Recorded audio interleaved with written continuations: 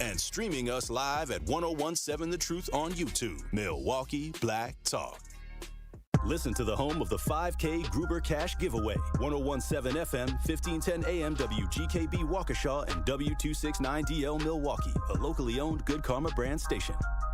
This is the Bloomberg Black Business Beat, brought to you by Fidelity Wealth Management. Earn Your Leisure, co-founded by Rashad Bilal and Troy Millings, is a multimedia platform designed to help educate people about the world of business and finance. The pair have podcasts, do live events, and recently released a book, You Deserve to Be Rich. Master the inner game of wealth and claim your future.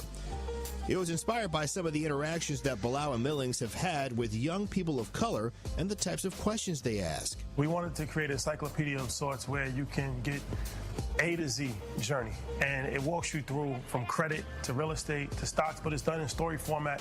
It follows fictitious characters. So it really is a personal finance journey for anybody, anywhere. Co-founder Rashad Bilal on Bloomberg.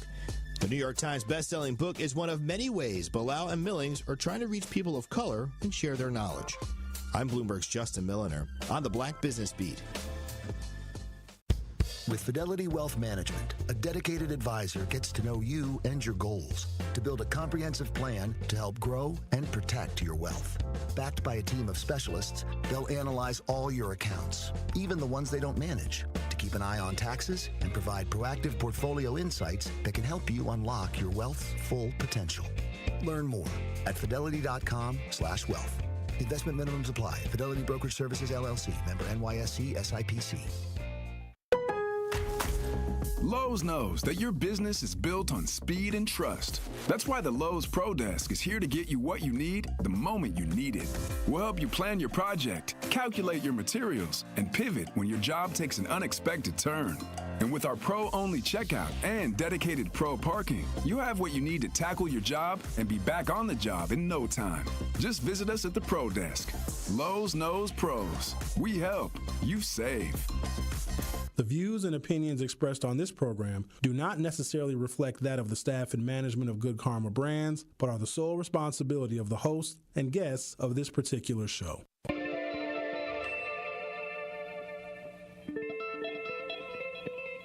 America may have many, many days, but they will be full of trouble. There will be no rest. There will be no tranquility in this country until the nation comes to terms with our problems. Bringing you social and political commentary from his mouth to your ears. Breaking down the issues which matter to you. You are not put here to be a white man's footstool. You are put here to represent the very best in God's word. Legendary civil rights icon, the Reverend Jesse Jackson in the studio. Reverend Jackson, how are you? Mr. Reverend, good morning on this chilly Milwaukee morning. And I am pleased to have one of the founding members of the Black Panther Party, Chairman Bobby Seale. Mr. Chairman, how are you this morning? Good morning. I'm doing just fine. Thank you. From Mr. Eric Holder. Mr. Holder, so good to see you. How are you? Well, I'm fine, man. How you been? It's been a long time. Haven't seen you for a while. The Dr. Cornell West. Dr. West, how are you, sir? My dear brother, you're so kind, you're so generous, so man, but I salute you and the work that you were doing there. Doing a magnificent job there in Wisconsin. Stream live on 1017thetruth.com. Call in with your questions or comments. 833-212-1017. Join us on social media at 1017 The Truth. It may not be what you expect to hear, but I will definitely give you what you need to know. Are you ready for the truth? I want the truth. You can't handle the truth.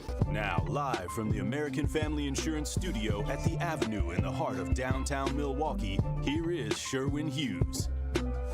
Good morning. Welcome to the program. Looks like we've got ourselves a Wednesday, February 12th, 2025.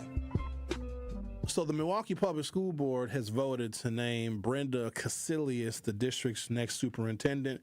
I don't want you to think that anything is going to change, because this board, so the 8-1 vote with Daryl Jackson being the only no vote should tell you everything you need to know about this woman. She's going to be another incarnation of the status quo. She's going to follow the orders and directives given to her by this board, which is controlled by the union. This is likely why she was selected. Now, I'm not going to discredit her experience working in Boston and working in Minnesota. I'm sure all of that is well and good. But she also probably learned how you navigate the politics of education, because education is political, because education is money. You have to start seeing children in the Milwaukee public school system not as future leaders to be invested in and to be cultivated for our future, but see them as commodities. We're going to have a conversation today. Let me tell you why, because I was real heated yesterday. Y'all got me real hot yesterday. We have an individual who's on a ballot running for the Department of Public Instruction, the superintendent of DPI. The primary is next week, Tuesday. And this is someone who wants to shake up the status quo when it comes to the education of black children. Here's the thing about Brittany Kinzer. She has honed her skills in working with underserved, underfunded, under-resourced, underperforming black children and has received accommodations from the governor. Okay? We need somebody that's going to shake this system up, because right now there's zero motivation to help black kids. You have to understand that. This is not an accident. It's not a fluke. It's not a lack of funding. It has nothing to do with that. They are literally refusing to teach black children, but want and need black children, especially parents that don't have mobility. They thrive off of black poverty. So if black people don't have the money to move to a higher performing school district, because here's the thing, when black families get money, they jet. They leave immediately. Do an inventory of the people that you know, your friends, your family that have left Milwaukee and are never coming back. People that have, black people that have mobility, that have the ability to leave Milwaukee, they leave and they don't come back, especially if they care about their children's future and their children's education. So what they're doing here in the district is they are taking advantage of the fact that black families that are living at, near, slightly above, or below the poverty line don't have that mobility. So they want your children locked into a failing school district so they can control the pedagogy and make sure that black children are never academically competitive. So there's a couple of other things rolled up in this cake. If black children are not academically competitive, then we know that their futures can be dim. Not all of them, but far too many. Especially as this city grows more and more in its minority demographic, okay? A lot of times, teachers are married to other public servants. Teachers are married to firefighters. Teachers are also married to police. We can have a very long and detailed discussion, because I'm sure some of you are familiar with the bias and the racism and the unfair treatment in the criminal justice system. So I want you to think of this from their perspective. This is also the perspective that elected Donald Trump, not because he was going to make eggs cheaper, but because he was going to dismantle anything that gives and or recognizes black people, brown people, minority people, diversity, equity, and inclusion. So if they have your children during the day in a failing public school system and your children are not on grade level in anything, okay, and then they don't graduate from high school, they drop out of high school, and maybe they find themselves on the wrong end of the law. That teacher that failed your child, okay, caused your child to not be very interested in school, or they expel your child. Now that teacher's husband is a cop who's going to arrest your child and maybe beat him to death. Do you see how that system works? They have our kids in the classroom. They have lower expectations, which Jill Underly is also complicit in that too. Let's lower the expectations so more white children are deemed on paper proficient, but black children are still stuck not being able to read.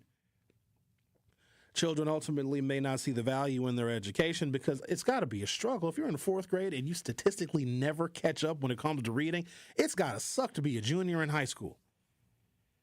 And they drop out. And then they find themselves on the wrong end of the law. And lo and behold, that child's teacher or teachers have husbands that are cops, and then they're going to see your child as well. That is the school to prison pipeline. And they get to profit off of all of that. So I want to talk about black power today, because either we don't know what it is, or we don't know how to use it, or we know what it is and we do know how to use it, and we need to sharpen our sword. No one will ever find the black community threatening. We can't threaten anybody. So even the things that we say we're going to do does not bother them. They don't lose any sleep over what we're going to do. Every now and again, they get nervous when we have a charismatic candidate that is running as a Democrat. They get a little bit nervous because all Kamala Harris would have done is slightly interrupted the program that they are running right now. She would have, kept diversity, equity, and inclusion. Google probably would have kept Black History Month in the Google calendar. So Kamala Harris wouldn't have stopped these things. She would have temporarily interrupted some things. She would have opened up new opportunities of funding for Black businesses and for Black first-time homeowners, that kind of stuff, where Donald Trump is just going to give all of that money to wealthy people, where Kamala Harris would have likely opened the floodgates for us.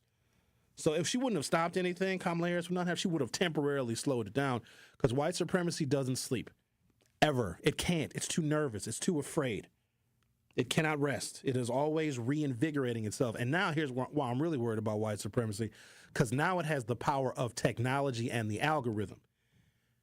It's not a coincidence that where we buy our stuff from, Amazon and the Jeff Bezos and the social media that we use, Meta, which is Facebook and Instagram, and Mark Zuckerberg, and then, of course, the purveyor of what used to be Twitter, which is now X, and Elon Musk. It is not a coincidence that these individuals are also now the next logical extension of white supremacy. And then after that, it's going to be artificial intelligence. So white supremacy does not sleep. And we as Black people, we don't threaten them one bit. They're not afraid of us because we don't use our power right. So I'm going to talk about our power and how we use it. And we may have to do something drastic, because I don't know if y'all are noticing this. The executive branch of the federal government is doing things that are drastic. And it's high time that we stop just responding and clutching our proverbial pearls. We have to start doing drastic things, too. I'm not saying start a revolution, you little Kendrick Lamars, you. I'm not saying that yet. But we're going to have to do something drastic. And we're going to have to take some plays out of the ancestral playbook. Do you ever wonder, what was done other than the Martin Luther King stuff to get us to where we are right now? Black folks are in, I think, even though things are not perfect for us, we are in a much more privileged position than we were, say, 60 or 70 years ago. There was work, there was strategy, there was planning, there was investing to get us to where we are right now. Are we where we should be? We are not, but we got lazy because we got some rights.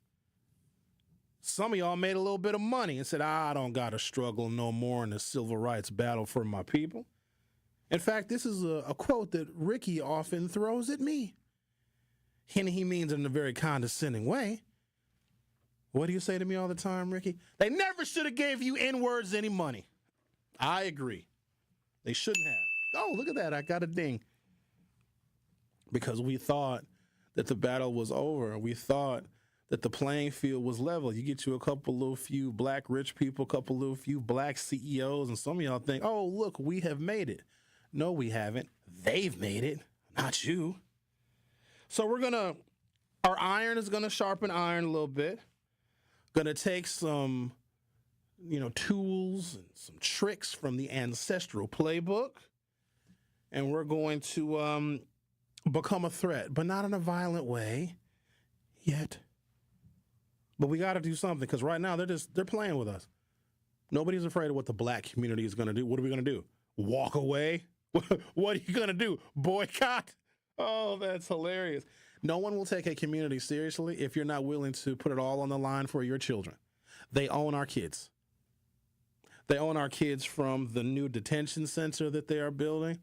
They're spending $80 million on that. Do you think our community is even going to see a penny of the construction of the dwelling that's going to house our kids? Nope. If we can make sure your kids can't read and can't do math, we are going to diminish their understanding of education. And once you diminish a child's understanding of education, then they won't put high priority on learning. If they don't put high priority on learning, they're going to learn the hard way. And that's where John Q. Law has the whole system already set up for them. They already have the beds waiting for our kids, because you can look at test scores and do a really accurate prediction of how many prison beds you're going to need. So I got a couple of ideas I want to share with you. Two things specifically. I want them to take us more seriously, because a community that, and I'm not talking about going to a school board meeting and disrupting it and getting kicked out. That's not a threat. That can be very easily handled, because none of that changes policy. That grabs attention It maybe shows passion, but also I need you to understand how they look at black passion. A white woman could be sitting on a park bench on a beautiful sunny day with a tear streaming down her little white cheek. Everybody will stop. Oh my God, honey, are you okay? Are you going to be all right? What's wrong? How can we help you? White woman just sitting there by herself, just a tear just coming down her little porcelain cheek. Black woman writhing in emotional pain on the ground in the street because her son just got shot.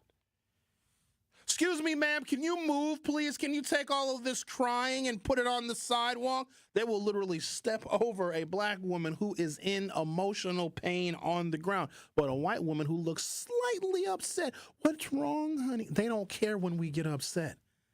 They're prepared for it. They're used to it. You think they haven't seen black mamas crying before? You think they haven't seen photographs of black families sitting in the front row at funerals? They don't care about our emotions, so we can go to all the board meetings we want to, make all the noise that we want to. They're not changing anything because of that. In fact, they love black emotion. That's how they know they're really getting to us. So we're going to talk about it today.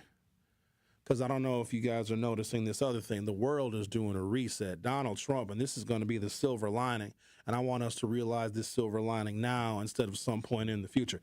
Everything is different now. Every idea that we had about America, how the laws work, how the Constitution works, everything is being reset.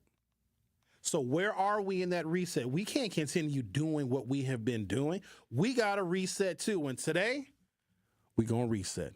Rick! Drop a bomb on him. I kill him dead. I kill him dead if he hurts you. The Truth with Sherwin Hughes on 101.7 FM. We'll be right back. The Truth with Sherwin Hughes returns after this on 101.7 The Truth app, and 1017thetruth.com. Start jamming in the morning and get your daily drop of juice. Juice gets you hydrated and started for your day. And that's what we plan to do from 7 a.m. to 9 a.m. Every single morning, we're going to be keeping you in the mix, talking about everything you care about all before 9 a.m. So wipe that crust out your eyes and get ready for jamming with juice. Turning your mornings into your favorite part of the day. Get that stank breath out of here. Brush your teeth. It's it, bro. Like, what? Catch Jammin' with Juice from 7 a.m. to 9 a.m. Good morning, Milwaukee. Happy Black History Month from the Freighter and the Medical College of Wisconsin Health Network. The Freighter and MCW Health Network values and celebrates the wealth of diversity reflected in the patients, families, workforce, and communities it serves. What is so beautiful about their efforts is they aim to deliver healthcare services that meet the social, cultural, and linguistic needs of their patients. By addressing social detriments of health like education, employment, and food insecurity, they know it can help them in offering the best possible health outcomes and quality of care for patients while also working to eliminate racial and ethnic health disparities impacting our community. The Freighter and MCW Health Network has made it a goal to be a leader of change in our community and so much more because health equity is fundamental to the organization's mission and simply the right thing to do. Join 101.7 The Truth in the Freighter and the Medical College of Wisconsin Health Network as we celebrate Black excellence with you during Black History Month. I walk on the shoulders of giants who have come before me. I am ASAP and Maya Angelou. I am Marva Collins and Frederick Douglass. From A to Z, I celebrate, emulate, and commemorate their example. This is part of the Declaration of Excellence Milwaukee College Prep Scholars recite, not just during Black History Month, but each and every morning, because our students don't just honor history, they're determined to shape it. Enroll your scholar at MilwaukeeCollegePrep.com. Coming this spring to the Miller High Life Theater, Kim. Friday, April 18th, the Grammy-nominated R&B icon returns. Friday, April 18th at the Miller High Life Theater, Kim. Tickets on sale now, only at PapsTheaterGroup.com. For more than 2 decades, millions have embraced his music, drawn to his honest lyrics, distinctive voice, and magnetic stage presence. Kim, Friday, April 18th at the Miller High Life Theater. American Family Insurance is a lot like Captain America. He protects the world. It's just doing my job. And we help protect your dreams with amazing auto and home coverage. American Family Insurance. Get a quote and find an agent at amfam.com. And see Marvel Studios' Captain America: Brave New World. Suit up. We need to move. In theaters February 14th. This film is not yet rated. Products not available in every state. American Family Mutual Insurance Company, SI, and its operating company, 6000 American Parkway, Madison, Wisconsin. You are listening to The Truth with Sherwin Hughes on 1017 The Truth, The Truth app, and 1017thetruth.com.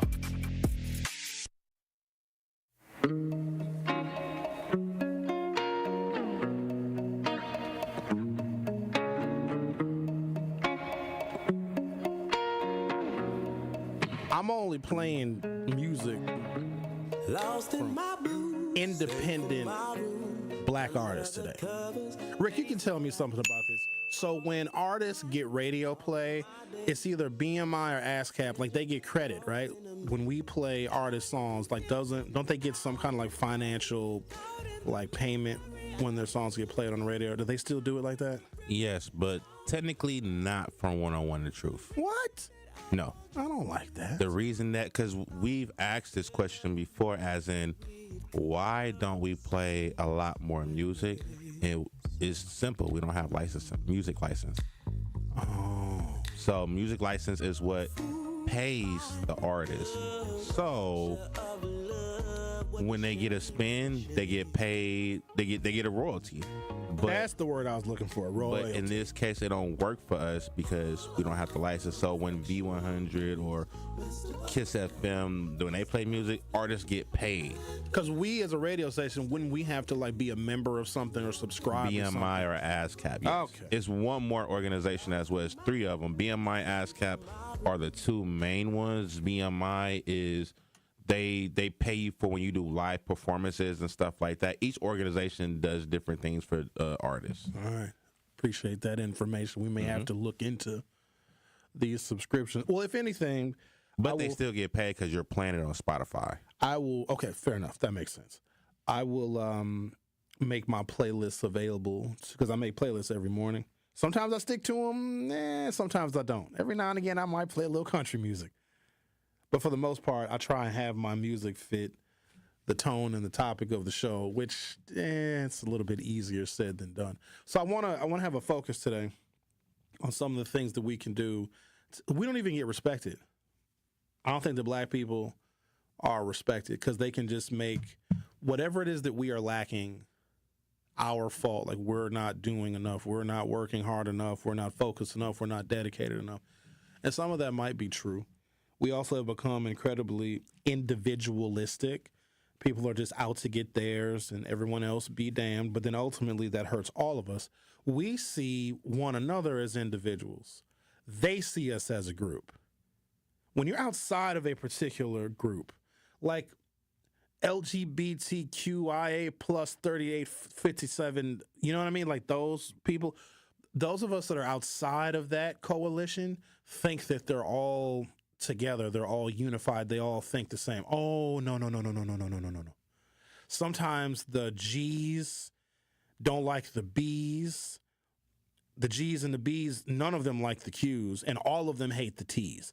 But because I shouldn't say we, some of us that are outside of that community, we think that they're all together. We think that they're all together to such a level, we believe that they, the LGBTQIA plus people, are in a conspiracy to harm the rest of us. No, they're not. They're divided. They see themselves as individuals. We as black people, we see ourselves as individuals.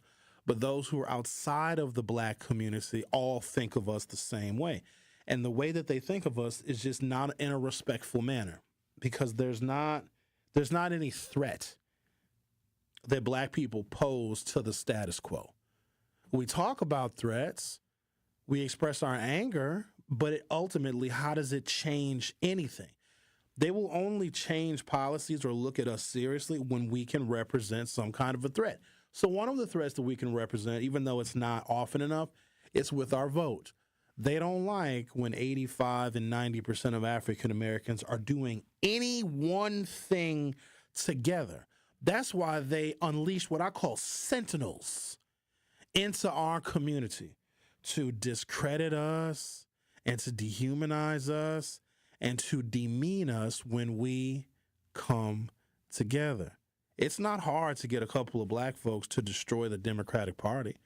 It's not hard to get a couple of black folks to talk about how we as black people are on the Democratic plantation and we're stupid for voting for Democrats. Because you notice something? Don't they always go back to the same old talking points? Where has that gotten you supporting the Democrats? And literally everything that we have right now, even their ability to speak negatively about black people that support Democratic policies, they got to where they are because of Democrats.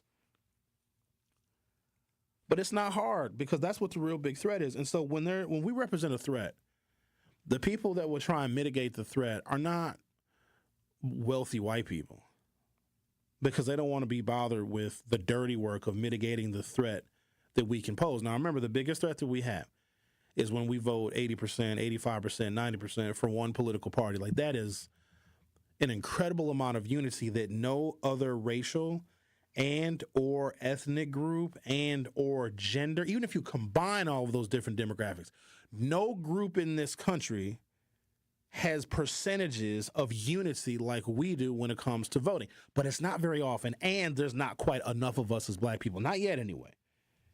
But they don't like that, so what they'll do is they'll find black people that have loose political affiliations or black people that are ignorant when it comes to how policy works and how voting works, and people that also may feel threatened when black people come together. And they'll pay them or they'll otherwise co-opt them. They say, hey, black folks are coming together around this election and a bunch of black people are going to vote for Democrats. Throw a monkey wrench. Discredit the Democrats. Have the opposition, speak to those would-be black Democratic voters and do it consistently. And that's an old school trick. I know that I was, the other day I was going to tell you guys something that happened to me. It's been 21 years now, where the Republicans, because they always want a couple of black people that they can tout, right? White conservatives, you got to understand this. They love black conservatives because black conservatives can do more damage when it comes to the black political status quo than any white conservative can. If a white person came in our neighborhood and knocked on our doors and told us to vote for a Republican, we would leave that white person where we found him, right? They know that they can't do that. So what they'll do is they'll find a black person or just a couple of black people, pay them, give them a healthy salary, and give them marching orders. Like, hey, talk about Republican policies, talk about how, abortion kills black babies, talk about Planned Parenthood and Margaret Sanger and eugenics, really poison black people. And also tell black people that they're all stupid for voting for Democrats because look at you blacks, you're still poor, you're still under-resourced. But the reason why we're still poor and still under-resourced is because the Republican Party has got no interest whatsoever in helping black people. You will never hear it out of their mouths. Isn't that crazy? At least the Democrats said, here's a 15-page plan. Don't worry, we didn't read that one either. But here's what we're going to do to address the systemic issues that are impacting black men. Republicans will never, ever. And so they'll get these sentinels and they'll pay them and say, hey, just peel off a couple of Democrats. Try to tell black people that the new form of woke is to be anti-Democrat and anti-Democrat plantation. That's what they do. So in 2004, at the time I was working for Mayor Tom Barrett. So those of you that don't know my history, I was a community organizer, had an internship with a community-based organization when I was in undergrad. Then that organization hired me to be a full-time community organizer. Once I graduated from college, did that for 2 years. Then Congressman at the time, Congressman Tom Barrett, called me and asked me to join his congressional staff because he had heard about the community work that I was doing. So I was working for the 107th Continental Congress as an aide to Congressman Tom Barrett. So I got to work on Capitol Hill. I got to work in the district office. It was an incredible opportunity for me. Tom ran for governor the first time, did not run for re-election. I then took a period of time where I went and worked at South Division High School, coordinating their community learning center, their after-school programs. Well, did that until the 2004 presidential campaign came into town.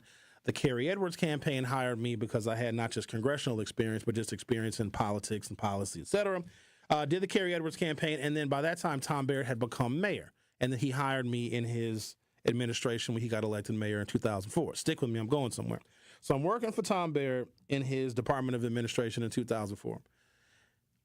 The Republicans had a pretty robust get out the vote effort in 2006.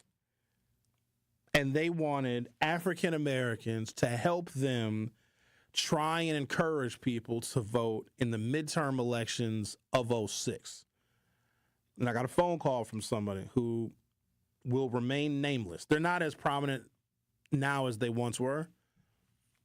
I said, hey, Sherwin, the Republicans are looking for a couple of African Americans to do like some covert work for them, do some flyering overnight and spread some information, blah, blah, blah, blah. And I was like, not interested. And then she said, they're paying $20,000 per person.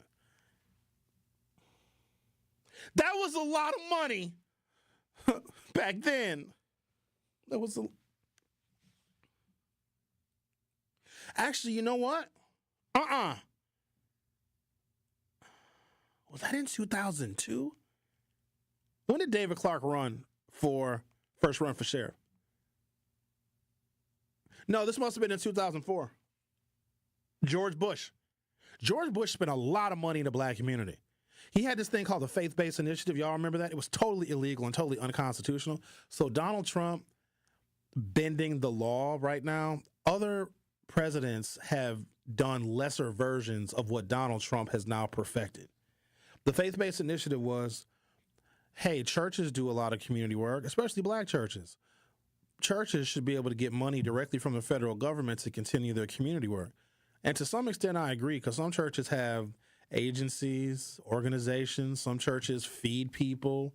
Some churches provide clothing for people. Some churches even have like little resume workshops, don't they? Some churches have job fairs, don't they? Some churches have schools, don't they? George Bush was like, hey, what if we just cut out all these nonprofits and just gave money directly from the federal budget to churches, including black churches? And George Bush did that so he could solidify not just the black pastors, but the black parishioners. You are listening. All right, Ricky. You on caffeine today, buddy? I'm trying to wake up. All right, well, here, I'll produce the rest of the show. Go take a nap. Nah. So they had this thing called the faith-based initiative where they would give money directly to black churches. So what are the pastors going to say?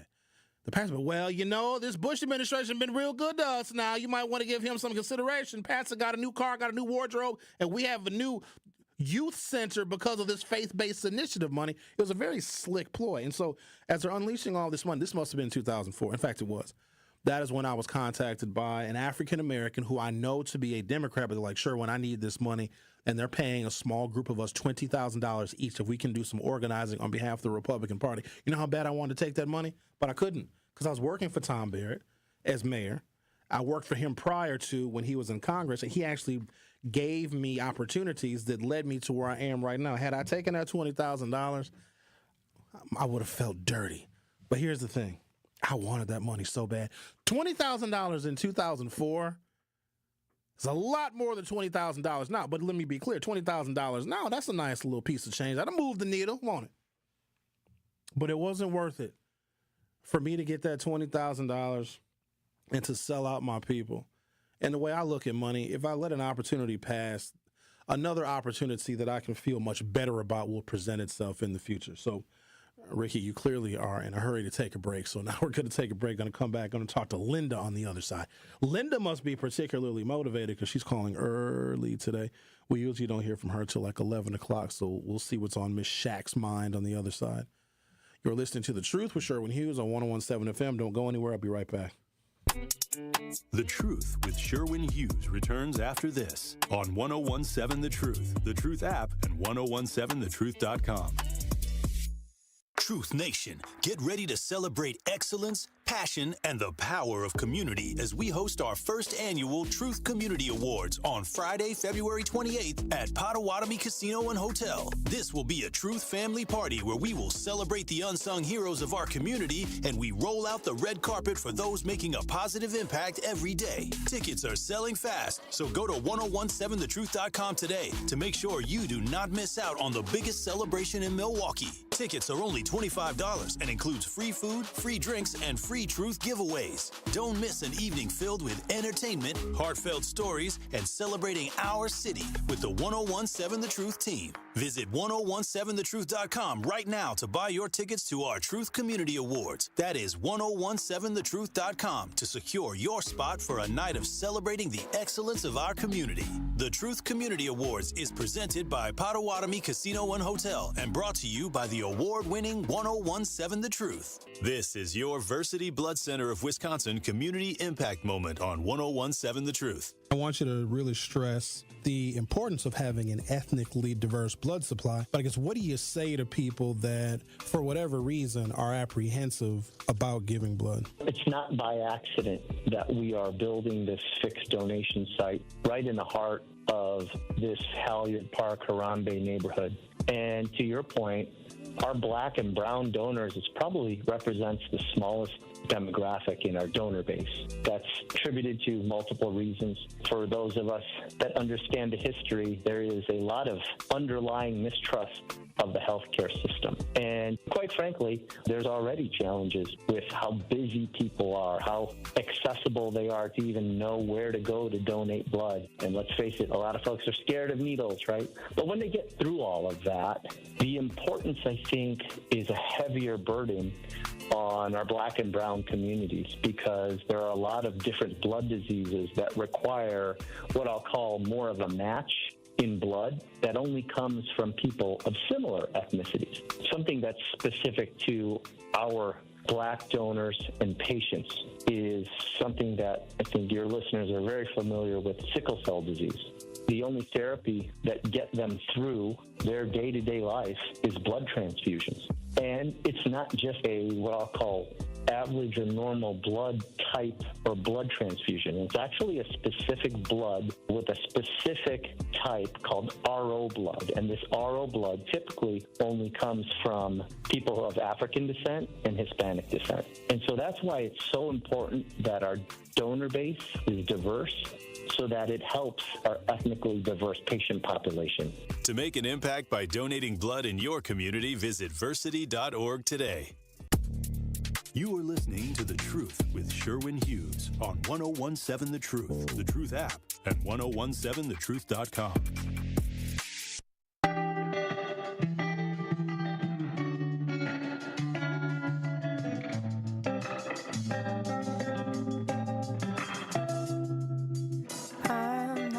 There's a date I want you guys to remember. I want you to remember Friday, September 19th, 2025. Friday, September 19th, 2025. So we will be on the verge of the vernal equinox, a couple of days before fall officially starts. I want you to mark that date on your calendar, because everything in this country right now is doing a reset.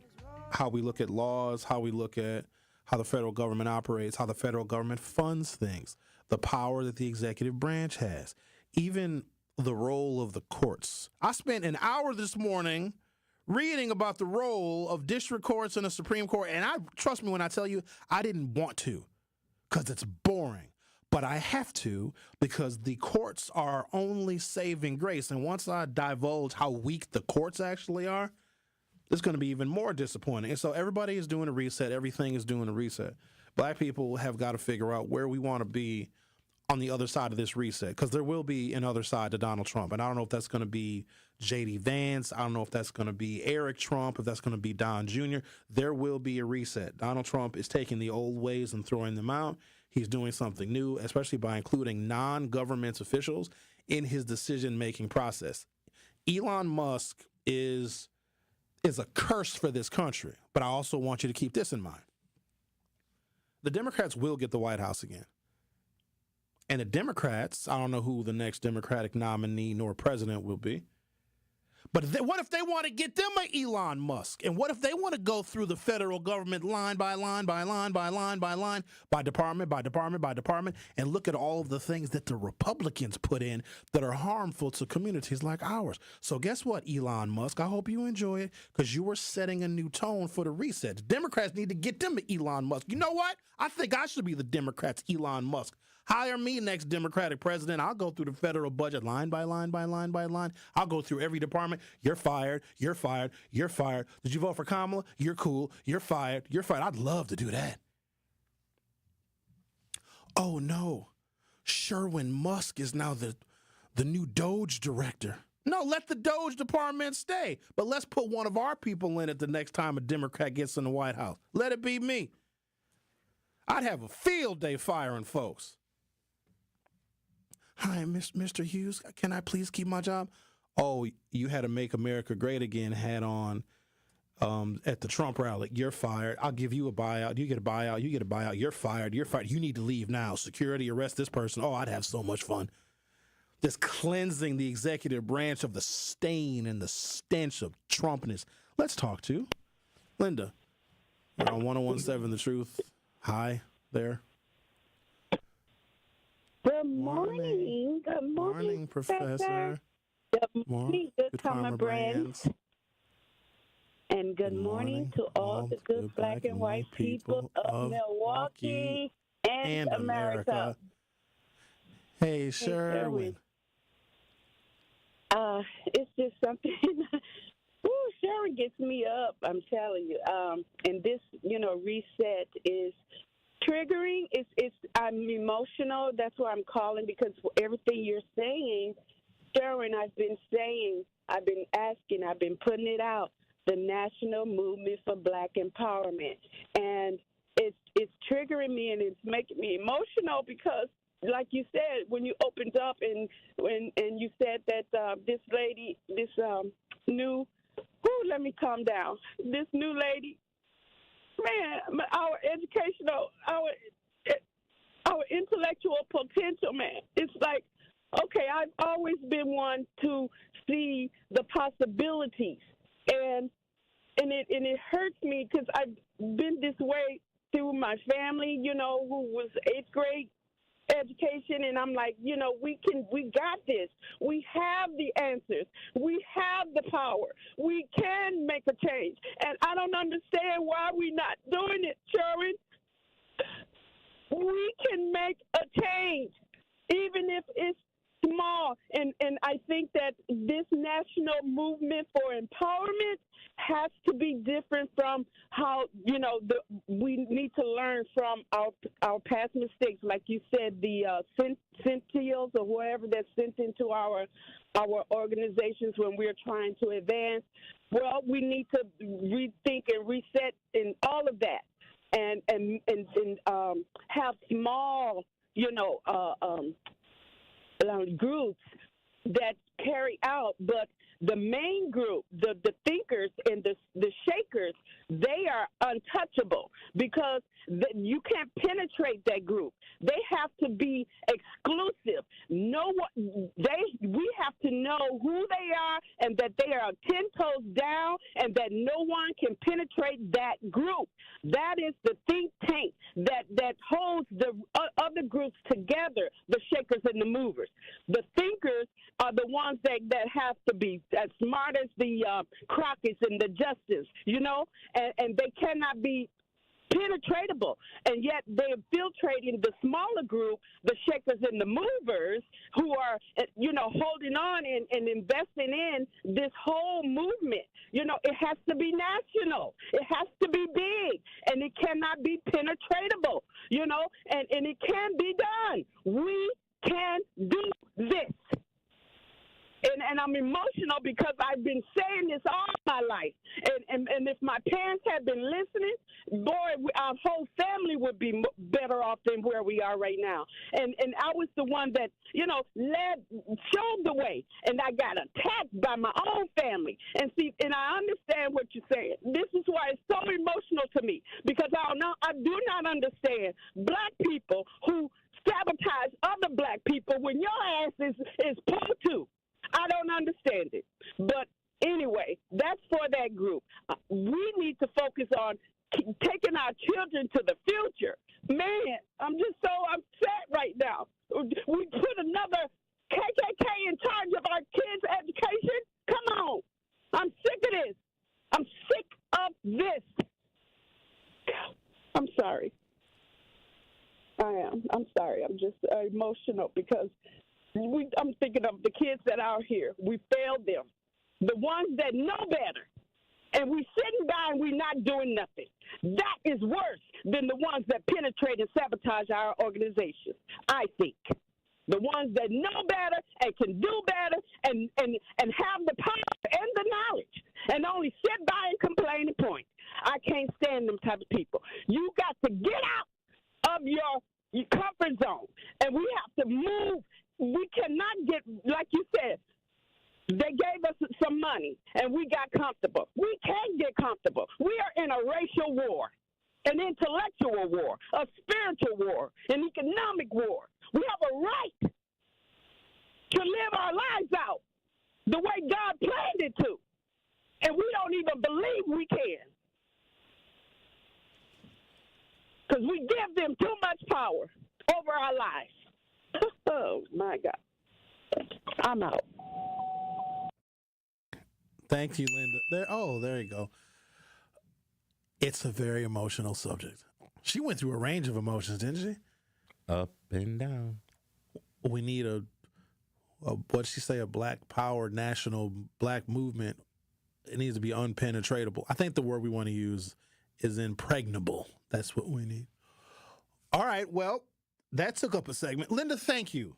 That's the kind of emotion and the passion that we need. We need tears and anger in the same conversation. We need that. I like that passion. We need everybody to embrace that passion. Here's what I want y'all to do. I got to go take a little break for 3 minutes, and then I want y'all to do this while I'm gone. Cry and yell at somebody at the same time. Okay, get that out your system, and when we come back, we're going to talk about the significance of a couple of things. The new superintendent that MPS is selecting, it's not going to change anything. In fact, it's going to be more of the status quo, probably a little bit worse. So there's that. There's the DPI superintendent race where we actually do have a candidate that sees the world the way we do, but because she's white, y'all going to have a problem with it. So we'll talk about that. But then also the significance of September 19th. All of these things are going to roll in together, and I'm going to explain all three of those in my next segment, I hope. And I'm going to cry too. Damn it, Ricky. Well, why don't you do more? Why can't? Answer the phone. The Truth with Sherwin Hughes will be right back. The Truth with Sherwin Hughes returns after this on 1017 The Truth app, and 1017thetruth.com. Tune in to the award-winning 1017 The Truth Business Spotlight this Thursday at 3:57 p.m. between The Tori Lowe Show and Truth in the Afternoon with Dr. Ken Harris. We will be speaking with Ray Walker III, Sales Director at Great Impressions Graphics and Printing. He will discuss how they became the go-to printing company in Milwaukee and why they go above and beyond to satisfy their customers. So again, tune into the Business Spotlight with the Milwaukee staple Great Impressions this Thursday at 3:57 p.m. on the award-winning 1017 The Truth. It's 1017 The Truth's Dr. Ken Harris for Pella Windows and Doors of Wisconsin. There's never been a better time to experience Pella in person and get all your questions answered. Visit Pella at the Nary Spring Home Improvement Show, February 14th through the 16th. Find out why Pella has the best wood warranty in the industry. Learn about their incredible design team with an ability to customize windows to match your unique home. And how Pella's professional installers work fast and year-round. The timing is impeccable. Pella Windows and Doors of Wisconsin is now offering windows as low as $22 per month and doors as low as $89 per month. You also have no worries thanks to Pella's 10-year installation warranty. Book your in-home consultation at the show and receive a complimentary Design Works consultation and Pella Care inspection. That's February 14th through the 16th at Nary Spring Home Improvement Show. Get windows as low as $22 per month and doors as low as $89 per month at PellaWI.com.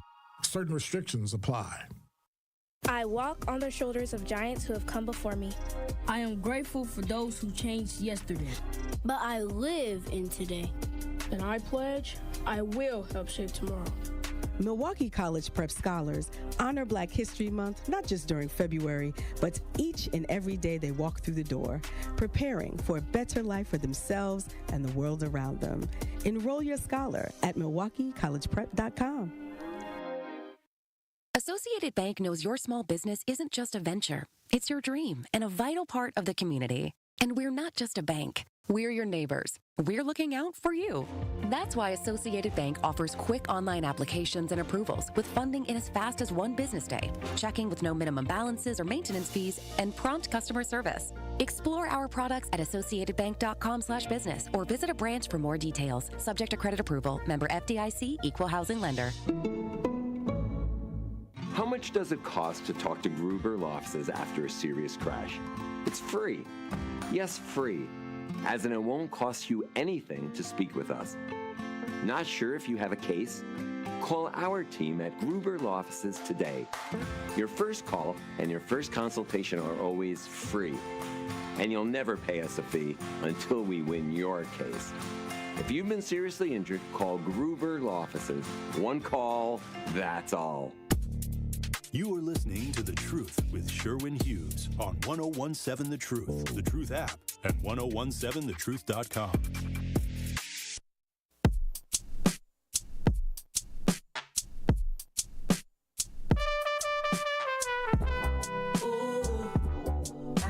Our phone number is 833-212-1017, 833-212-1017. Let's talk to Israel. You're on 1017 The Truth. How are you? Hello? You're on the air right now. I mean, I hear you. Hello? Hello. Oh, hi there. Sorry, how long were you on hold? Good morning. I wasn't on hold. You were. Oh, well, just to follow up, see, people are feeling kind of strange right now. Now, I don't know what's going on personally, but I don't think he would have went this far, already being on trial and stuff. Like they weren't going to arrest him already or something. So I don't know how people are really thinking right now. Wait, who were we arresting? Who was arrested? Well, no one was arrested. Like, everybody's stressing about what's going on with the government right now and the justice system. Because it is pretty foul right now. Because I was even shot by a police officer, and they kind of tempered with the video and audio after I think he knocked off his camera. So it was just kind of strange. Who got shot by the police? I did. Oh, I'm sorry to hear that. Yeah, I was just like, why'd you get shot? So it was kind of. It was a mental breakdown. Then I kind of caught myself, and I saw he was honestly uncomfortable, so I chilled out. And I guess he had already made his mind up. I tried to chill out, but he was just like, I'm a cop. So were you armed? Strange things happen. I was not. Oh. What was the result of that? They shot you. You didn't die, thank God. Did you sue? Did the officer get fired? What was the result? I'm actually still trying to figure that out right now. Still kind of investigation process going on. I'm trying to get the actual original footage and audio, people stonewalled and running around. When did this happen? November 2022. November 2002? 22. Okay. I was fairly recent. All right. Were you ever charged with anything? No, they actually dropped the charges for assault and battery. Claimed there was a fight. There was not a marker scratch on him. Ever touched him. Okay. I don't know. He was just kind of that's strange. I didn't know his camera was off. He was yelling stop the distance when I had my hands behind my back and his hand already cuffed. It was bad. I didn't know what was going on. If I had known that the camera was off and what he was trying to do, I don't know what the outcome would have been then. Is there any way that we can help you, or do you just want to share what happened to you with the listeners? Is there any way anyone can help in this situation? Everybody seems to be kind of discouraged. I reached out to people, everybody's really nervous and discouraged. About what is happening to our government? And I guess, I don't know, they're just not feeling confident in the courtroom with certain cases. especially with law enforcement, with everything going on and everything. So I'm kind of hoping this cop will just have some integrity, be in his position, and just be like, all right, it didn't exactly go down like that. Like, you know, it just be straight up with him, like, because, like, there was never a fight or anything. Like, I tried to surrender multiple times before, like, you know, any action was taken. Like, before I realized, like, okay, I'm in actual, like, real danger. All right. Thank you. I mean, I'm not sure. I thought we were talking about. Israel. I'm just trying to figure out where we're going with this. I'm sorry that happened to you. That's not a good thing. Right. So so people are already kind of like discouraged about, like, you know, everything that's going on. And got to look around, like, you know. So are you saying that we shouldn't be discouraged? Because obviously you overcame something that was pretty traumatic. So are you saying that we should look on the bright side? Is there a bright side to all this? I don't know. I'm very confused right now about what's happening. Should we be after what we just witnessed? Yes. Probably not. All right, then. Well, thank you. If he was going to go to jail, he would have been in jail already. Who's going to jail? The cop we talking about? The cop that shot you? The president. The president? I don't know what's going on. How's the president going to jail? The president didn't shoot you, did he? Yeah, I hope not. Oh. I hope not either. That wouldn't be good. Okay, brother. Well, keep your head up. All right, then. Oh, you know what it is, Ricky?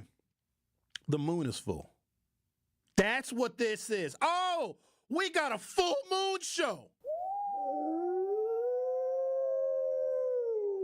How the hell do you have that hotkey ready, but you don't have drop a bomb on them ready? Well, now I got to take a break because Israel just took up my segment where I was going to connect the superintendent of MPS and the DPI race and September 19th. Now I got to do that in hour 2. The Truth, Sherwin Hughes will be back for hour 2. The Truth with Sherwin Hughes returns after this on 1017 The Truth app, and 1017thetruth.com.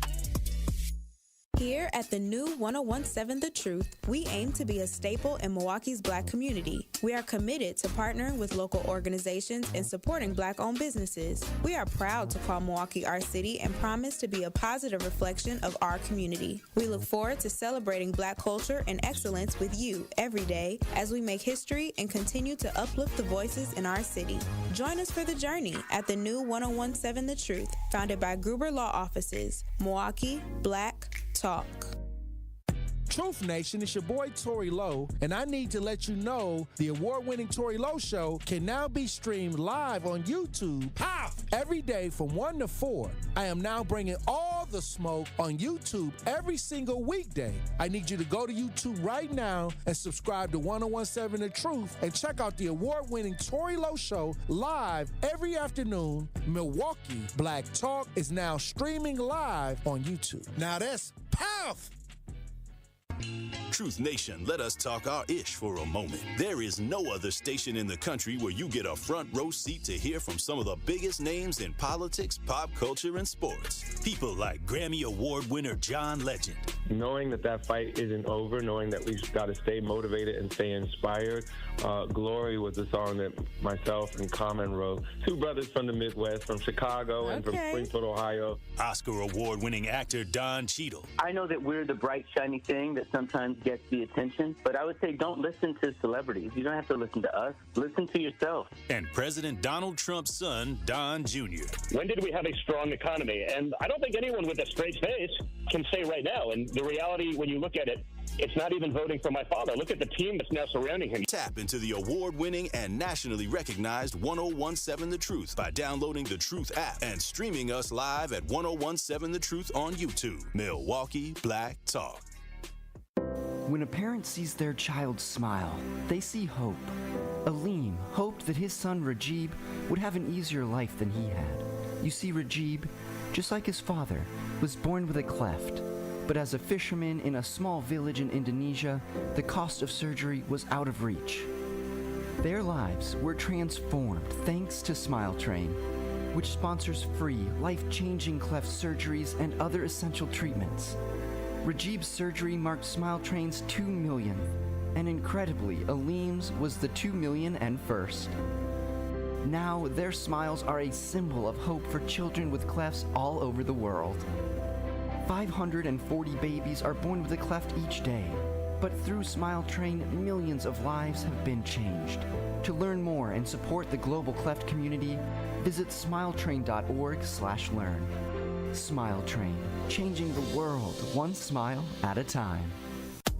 Get the truth and nothing but the truth with Sherwin Hughes every weekday from 9 a.m. to 12 p.m. on 101.7 FM, 1510 a.m. WGKB Waukesha, and W269DL Milwaukee, a locally owned Good Karma brand station. You are listening to The Truth with Sherwin Hughes on 101.7 The Truth app, and 1017thetruth.com.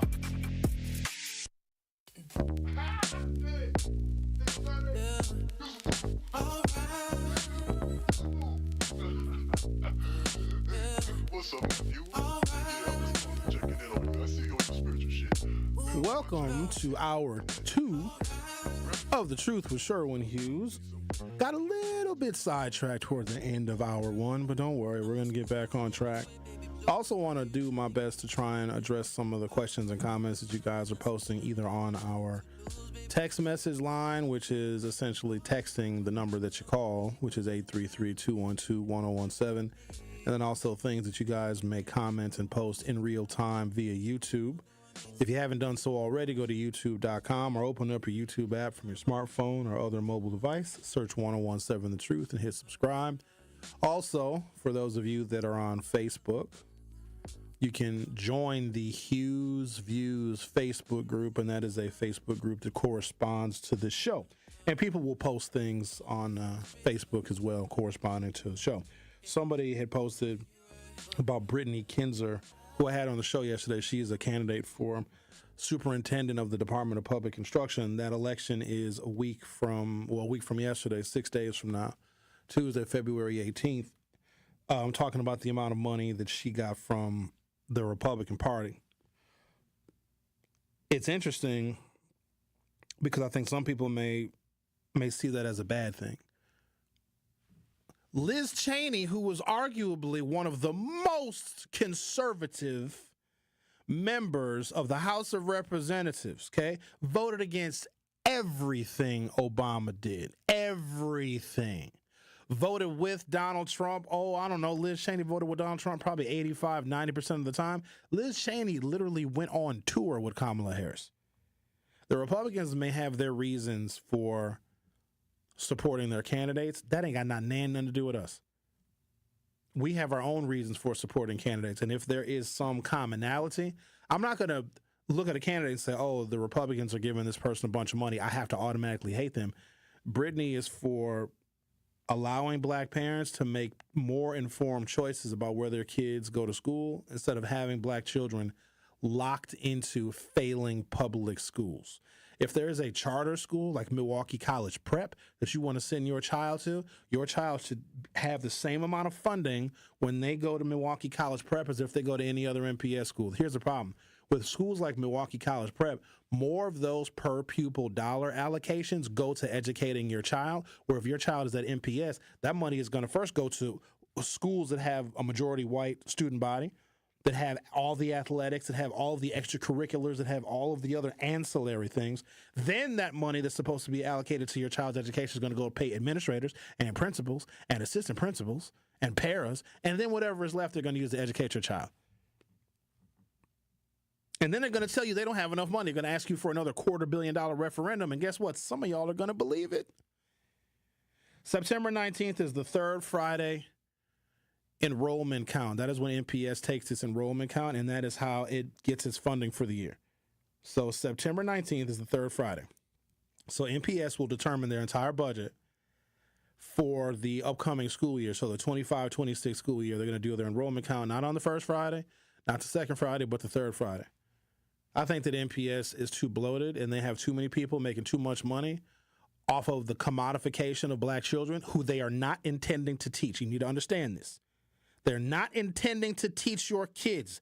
they are going to profit off of black children's failure because then they can just ask for more money. So, oh, no, we got really poor reading levels. Can we get another grant from this organization, from this foundation? Because, boy, these black kids sure can't read and do math. Can we get more money? And then they get more money and they pay themselves. And then they're going to tell you they don't have enough money. They're going to ask you for another referendum. They're going to say, well, look at the test scores. We got to have more money. We're going to pony up again. They're playing us. How do black folks not know when we're getting robbed? That's amazing to me still. Do not send your kids to school on the third Friday in September. Let them base their budget and their enrollment counts off of the salaries that they pay people that are not in the classroom.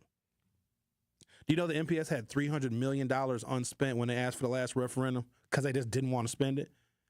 That could have been money for smaller class sizes. That could have been money to get the damn lead out of gold of my ear, but they didn't want to spend that money. Do not send your children to school on the third Friday enrollment count, because here's what's going to happen. They're going to have to trim all of the unnecessary people and all the unnecessary positions and departments that all they do is just siphon money from us. Give them the smallest enrollment count that they possibly can have. And don't worry, back in the day, we had little community schools where our kids and our families back in the day, and back in the 1960s when they were protesting school segregation, they would have community schools. They called them freedom schools. They said, we ain't sending our kids to MPS. We're going to use this church. We're going to use this nonprofit. We're going to use Miss Smith in them's house. We're going to use XYZ daycare, and we're going to educate our own kids. We are not sending our kids to MPS so they can base their annual budget off of the backs of our kids and the kids they're not going to teach. Do not send your kids. You want to do a boycott? Boycott that. Boycott the system that's sending your black kids to prison. I can't wait to hear the excuses or why y'all ain't going to do that. Because when black families did it in the 1960s, it worked. Let them base their whole budget off of 7 kids.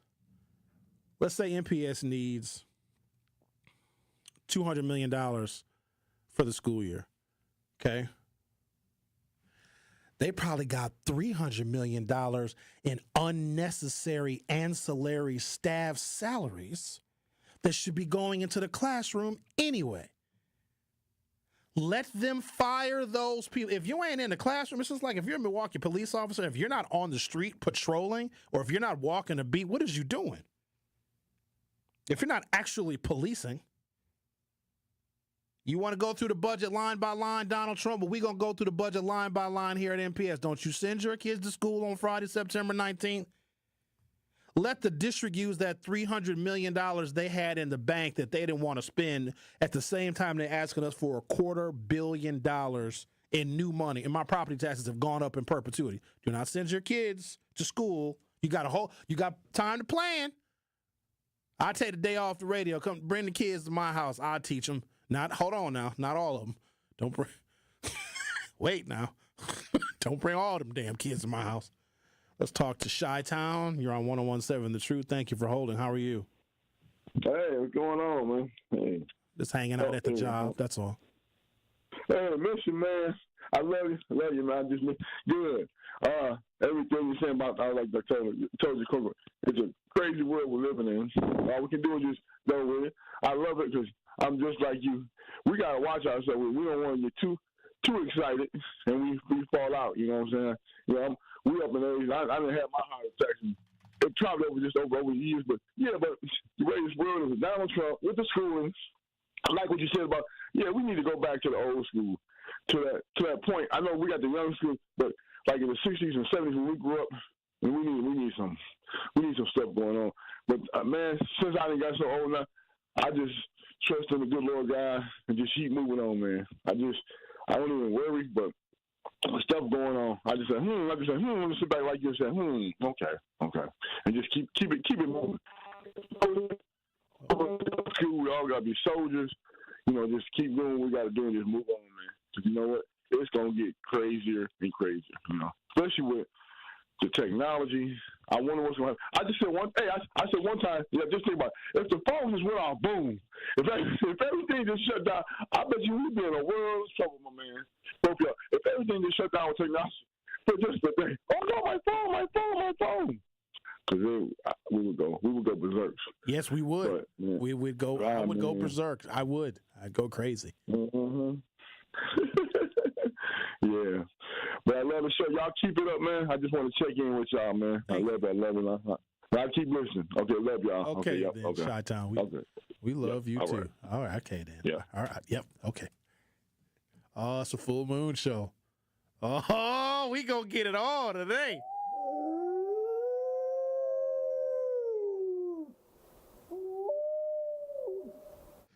The Milwaukee Public Schools Board voted Tuesday night to make Brenda Casilius the district's next superintendent. Casilius, the former Boston superintendent and Minnesota commissioner of education, will now begin contract negotiations with MPS. The board vote was 8-1, with Daryl Jackson being the lone no vote. So that tells you everything that you need to know. So Daryl Jackson is essentially our only pro-black student representative on that board. So his no vote means she's the wrong one. That means she's more of the same. Board leaders cited Casilius' resume as a unique type of experience that separated her from the other two finalists. Former Montgomery County, Maryland School Superintendent Joshua Starr and current Calvert County, Maryland School Superintendent Andre Townsend. I bet are they both black? No, they're not both black, are they? I wonder how their districts, without looking it up, because I don't need to, because I had no input whatsoever on who the board was going to pick to be their next superintendent. I would be willing to bet that both Joshua Starr and Andre Townsend, the two finalists that were not selected to be the next superintendent of MPS, I bet you they turned their districts around. One of y'all probably, you're either looking it up right now or you'll be looking it up shortly. I can't do it right now in the middle of my show. But if they had a history, that's going to tell you everything that you need to know. Because they don't want this district turned around. They would never put in a superintendent that has a track record of working with a progressive board. When I say progressive, I don't mean left-leaning liberal. I mean, let's do stuff that's different so we can have an education system that can be first class. And let's actually get children that are on grade level. Do you understand how many school districts have been in MPS's position and worse and have turned their districts around? I read the list probably 2 or 3 months ago. It's like 25 or 30 school districts. Just as poor, just as black, turned their districts around, got their kids on and above reading grade level in 2 years. It exists. The formula exists. They're just not going to implement it here. I've known Brittany for years, Brittany Kinzer. She's a candidate for DPI. And if she was some kind of evildoer, that our Democratic governor would not have bestowed upon her not just accolades, but awards. Here's the other thing. So Jill Underly, who is the current superintendent, is not only is she incredibly unpopular, Tony Evers doesn't want to have anything to do with her. Tony Evers, who is a real mild-mannered fella, publicly blasted Jill Underly for lowering the standards for standardized tests because Governor Tony Evers, he's an educator. He spent half of his life or more, and Tony Evers is old. Tony Evers is probably 217 years old. Tony Evers used to babysit Joe Biden. And he knows education in this state probably better than anybody else. And he was irate with Jill Underly because Tony Evers knew what Jill Underly did and how it would cheat black students in this state. He's not endorsing her. And like politically, they're aligned. And Tony Evers was, ain't no way, which means your current superintendent is the embodiment of what we are trying to fight here at the district level, but she has a statewide position. Brittany has worked with black children and has gotten awards for helping black children from underfunded, underprivileged backgrounds get on and above grade level when it comes to reading and math. That's all I need. And she favors more options for black parents. So aside from that, I do not care. I don't care who gives her money. Because here's the other thing. We're not.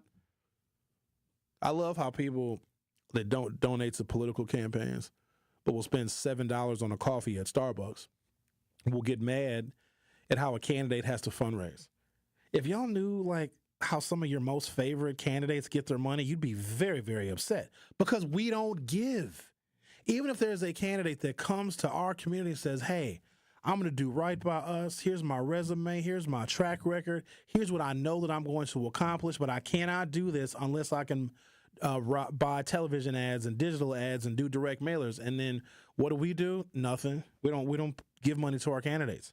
They got to get money from somewhere. Let's talk to Gary. You're on 101.7 The Truth. How are you? Hey, good morning, Sherwin. Hey, question for you. When's the last time that you have been in a Milwaukee public schools during the school day? Probably been 4 years. Honestly. Probably 2000, okay. Before the pandemic. I went to Dr. Fuller's school. I guess that doesn't count. It's been 4 years. No, it doesn't count. And so the reason I'm asking, because I was listening to you yesterday also, and I was going to call in, because everything that you were saying was absolutely wrong about the third Friday count, about how MPS gets rid of students. It's actually the other way around. I just retired as an administrator in June, this past June, so I know firsthand. MPS has mandates in place where we cannot get rid of students. We cannot suspend students. Some students come into the building, they fight staff members, they cuss, and we are not able to basically almost do anything to those kids. But guess what happens to us after the third Friday? We get floods and floods of students coming in from these choice and charter schools. So I wish you guys would actually do some studying before you put stuff out. I'm not saying MPS is perfect, but do some studying. When you put information out about MPS, just make sure that it's accurate. That's all I look for, is somebody that's putting out accurate information. Fair enough. And what you were putting out yesterday was absolutely wrong. Fair enough. I appreciate that. Thank you, Gary. All right. In the 2023-24 school year, the Milwaukee Public Schools saw 23,750 suspensions. 18,438 of those suspensions, almost 78%, were black kids. I'm just going to go ahead and read that again because Gary is one of those people that sits in the back. In the 2023-24 school year, Milwaukee Public Schools saw 23,750 suspensions. 18,438 of those suspensions, 78% were black kids. That number comes from a school district that's 50% black. It's cool that they don't get rid of the black kids. That makes sense. The 56-page document is the blueprint for how MPS will look at discipline in the upcoming school year, this current school year, actually. The document has been created over the years by the district. Back in 2018, the district entered a settlement agreement with the U.S. Department of Education to work to reduce any racial disparity in its disciplinary referrals. We are looking at alternatives to suspensions and expulsions starting day one as a proactive practice, said John Yeagerman, the district discipline manager at MPS. Is this a picture of him? Oh, you can't have a white guy who's the district discipline manager. Do you know that when you have a disproportionate number of white, that this guy, Gary, was black, I'm assuming, but you know that white teachers will look at black student behavior as way more intimidating and way more threatening and will call for help, will call the police, will call school safety when they really don't need to, because they shouldn't be teaching in our schools anyway. So I'm glad that he called and wanted some facts. I'm sorry, let me just go ahead and read this again. In the 2023-24 school year, Milwaukee Public Schools saw 23,750 suspensions, 18,438 of those suspensions, 78% were black students. MPS's student body is 50% black. They suspended a higher percentage of black students than even attend district schools. You're listening to The Truth, and that was some truth. With Sherwin Hughes on 101.7 FM. Don't go anywhere. I'll be right back. The Truth with Sherwin Hughes returns after this on 101.7 The Truth, The Truth app, and 1017thetruth.com.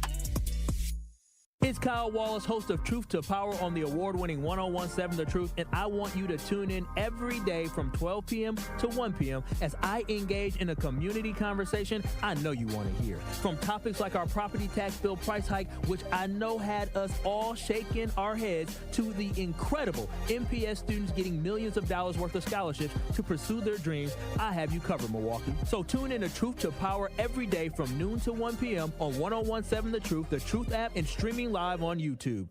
This is your Planned Parenthood Advocates of Wisconsin Minute. Reproductive justice, it's a framework, it's a movement, it's a vision for reproductive freedom, it's a right to have a child, it's a right to not have children, and this next part is really as important as the other parts. It's the right to birth and parent our children with dignity, and the right to live and parent our children in safe and healthy environments. So reproductive justice understands the ability of any person to control their destiny is directly related to the conditions of their communities. It looks at the intersections of discrimination in social, political, and economic systems, and it sheds lights on the barriers that these systems produce. And then we, reproductive justice advocates, fight against the barriers that prevent Black people and other people of color from exercising their rights. That's reproductive justice. This has been your Planned Parenthood Advocates of Wisconsin Minute. Life's better with American Family Insurance, because whether it's a family road trip in your dream car or hosting a family reunion in your dream home, we help you feel protected so you can enjoy those dreams with peace of mind. Save up to 23% when you bundle home and auto. American Family Insurance. Get a quote and find an agent at amfam.com. Products not available in every state. Visit amfam.com to learn how discounts may apply to you. American Family Mutual Insurance Company, SI, and its operating company, 6000 American Parkway, Madison, Wisconsin. I walk on the shoulders of giants who have come before me. I am ASAP and Maya Angelou. I am Marva Collins and Frederick Douglass. From A to Z, I celebrate, emulate, and commemorate their example. This is part of the Declaration of Excellence Milwaukee College Prep Scholars recite, not just during Black History Month, but each and every morning, because our students don't just honor history, they're determined to shape it. Enroll your scholar at MilwaukeeCollegePrep.com. Join the roar of 18,000 Bucks fans at Fiserv Forum and be a part of the slam dunks, game-changing plays, and electrifying victories live. Witness the edge-of-your-seat action and unforgettable moments as they happen. You don't want to miss this. Grab your calendar, handpick your favorite matchups, and secure your seats for Dame time in Milwaukee and every incredible moment that comes next at bucks.com/tickets. That's bucks.com/tickets. You are listening to The Truth with Sherwin Hughes on 1017 The Truth, The Truth app, and 1017thetruth.com.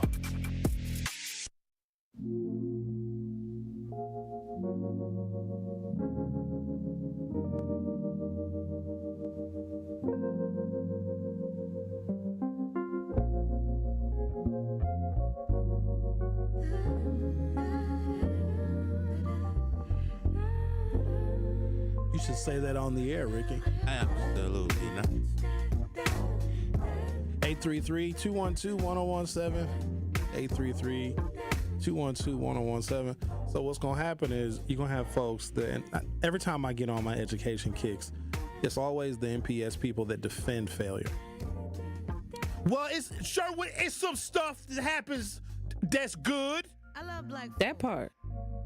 Sherwin, why you always saying stuff that makes me feel somewhat guilty for the salary that I took from a school district that is sending Black children to an early death and to prison? Don't make me feel bad. Black folk. And it's a full moon show too. Got paintings from JJ in the living room. It sounds strong. Look like sacrifice. It be flowers blooming in the summertime. Black sound like old songs. Come on. Smell like good food. Woo! And it tastes like heart disease. But it feel like maize at Jazz Fest. Black sound like something that hurt, like a hard test. Black sound like skin, like something dark. It look like hair, yeah, black sound like rough hair. And good hair, look like history, sound spiritual. Black sound like years, like working, like night. Black power sound today. like money, look like Walmart. Like corner stores, like cash register singing. Let's talk to the town. You're on 1017 The Truth. How you doing? I'm doing okay. How you doing? I'm doing okay. All right. I got a couple comments. The first is with the NPS and who they chose. And I did a little not too much though. I did a little digging on them, and then how they was answering questions for the school board or whatnot like that. And the lady that won, they asked her a question. They was like, well, what's the number one thing you want to do with MPS schools right now? And she said she wants the scores to go up. I want the MPS to be above X amount reading level. That's cool. And then I saw the brother, and the brother said that he wants every kid to go to a good school.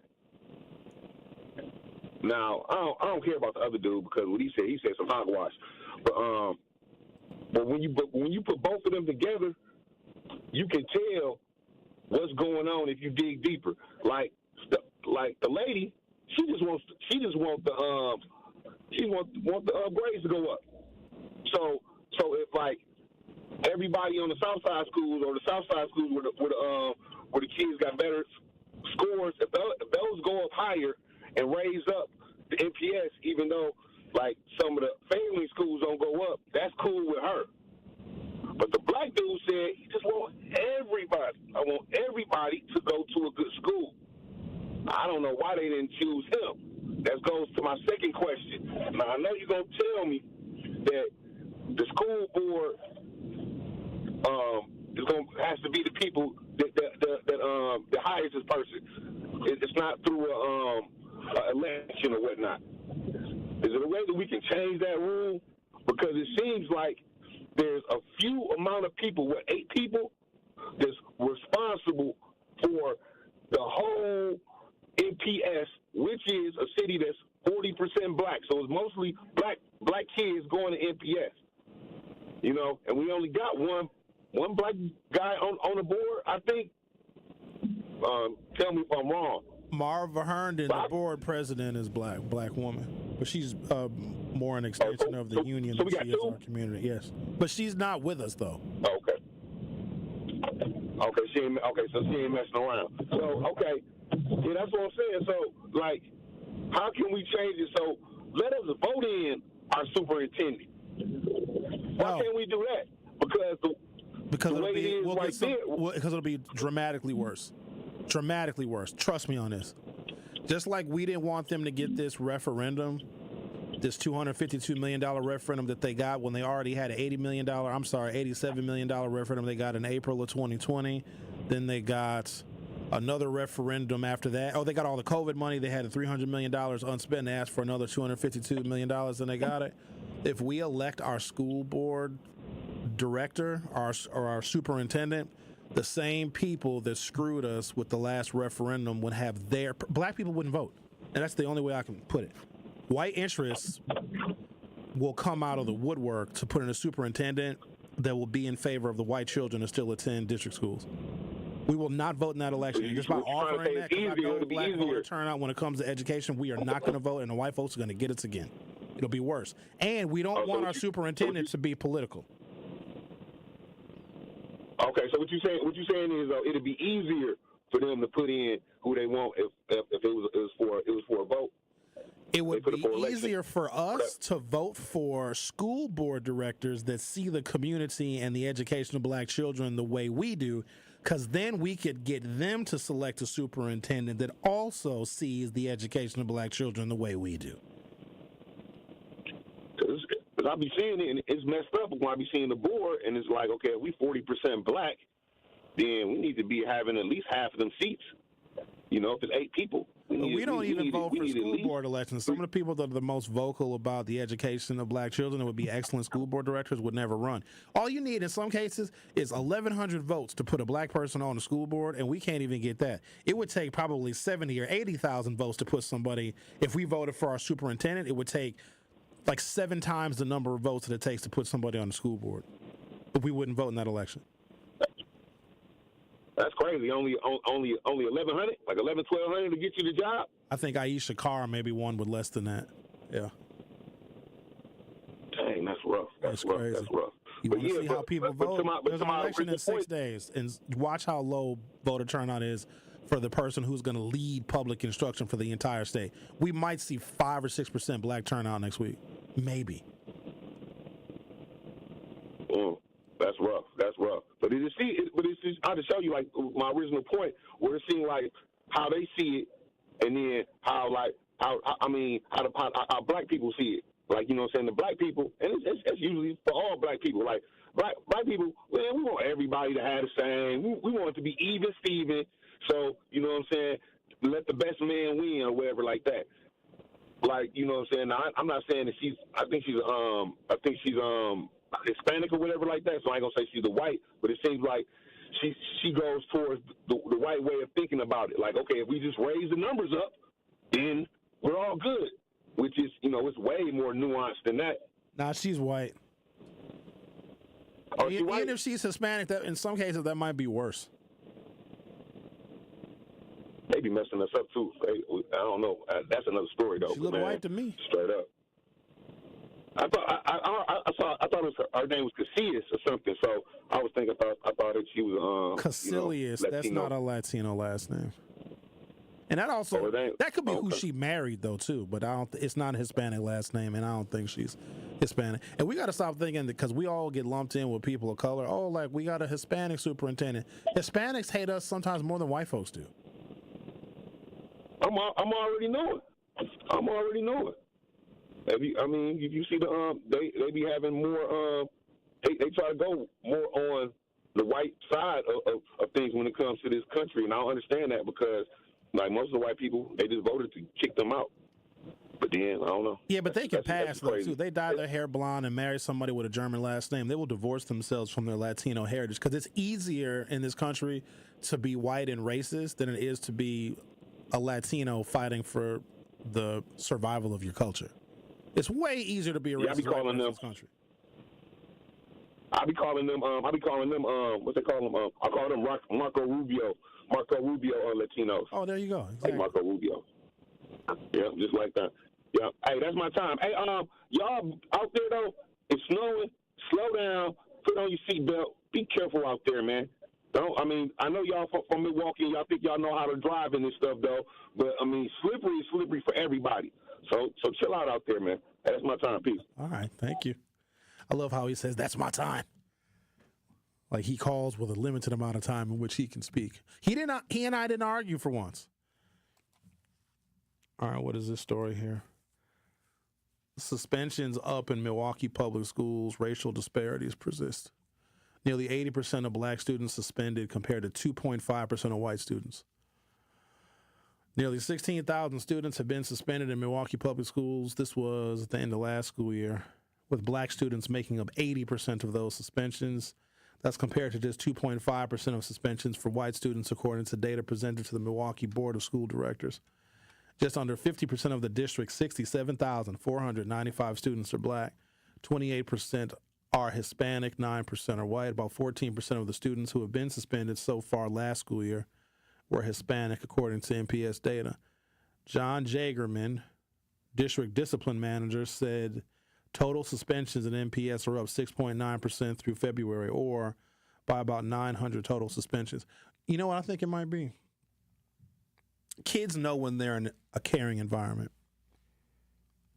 They know. Their behavior is different when they know that people care about them. When they know that their best interests are being represented.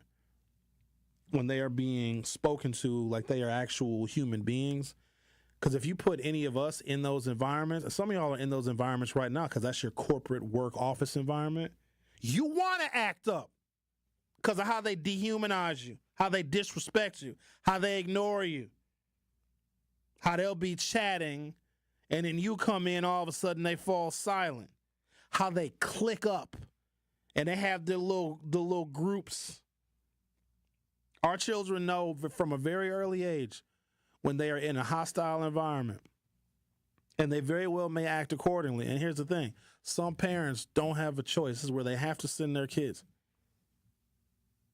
If there are additional options, like there are additional options for other communities and other races and other ethnicities, then we need to have those same options too. But do you understand how they fight school choice? They fight it because white people want to send their kids to private schools. And I have arguments with some of my friends that are public school teachers and administrators, either in MPS or in other school districts, will justify why they will not send their own children to the districts in which they work. It is disgusting to me, but they justify it. But I get it, though.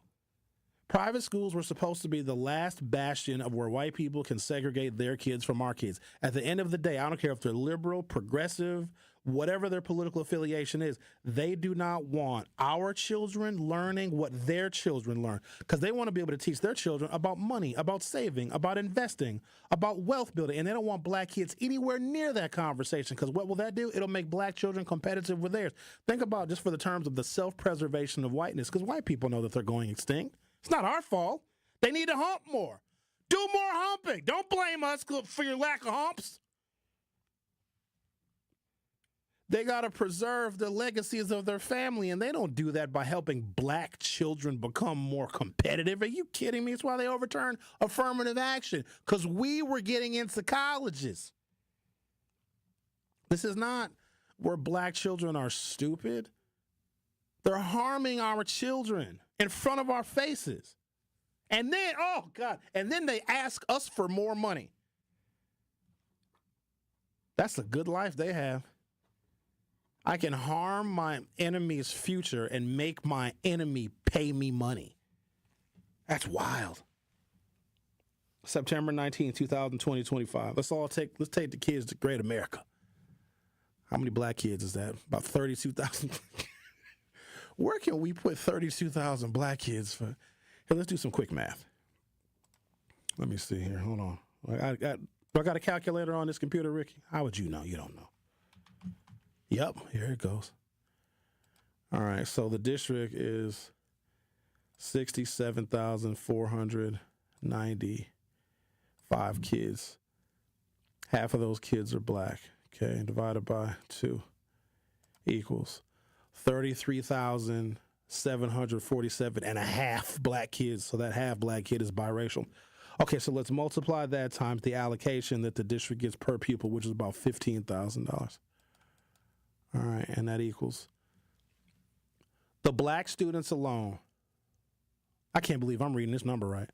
I feel sick. Ricky, I'm going to be sick. The black students alone contribute $506,212,500 to the district's budget. Our children contribute $500 million to the budget. So what happens when our children stay home on the third Friday enrollment? You're going to get that $500 million from somewhere, because those white families and those white parents will be damned if their child loses their clarinet class because of budget cuts. You better find the money before we take that $500 million away from y'all. That is the other part of black power that I think that we don't understand. So I'm going to take a break. When I come back, I'm going to talk about the power of the purse that we have. In fact, the black people's power of the purse is equally as powerful, in my opinion, as this Congress is. The Truth with Sherwin Hughes will be right back.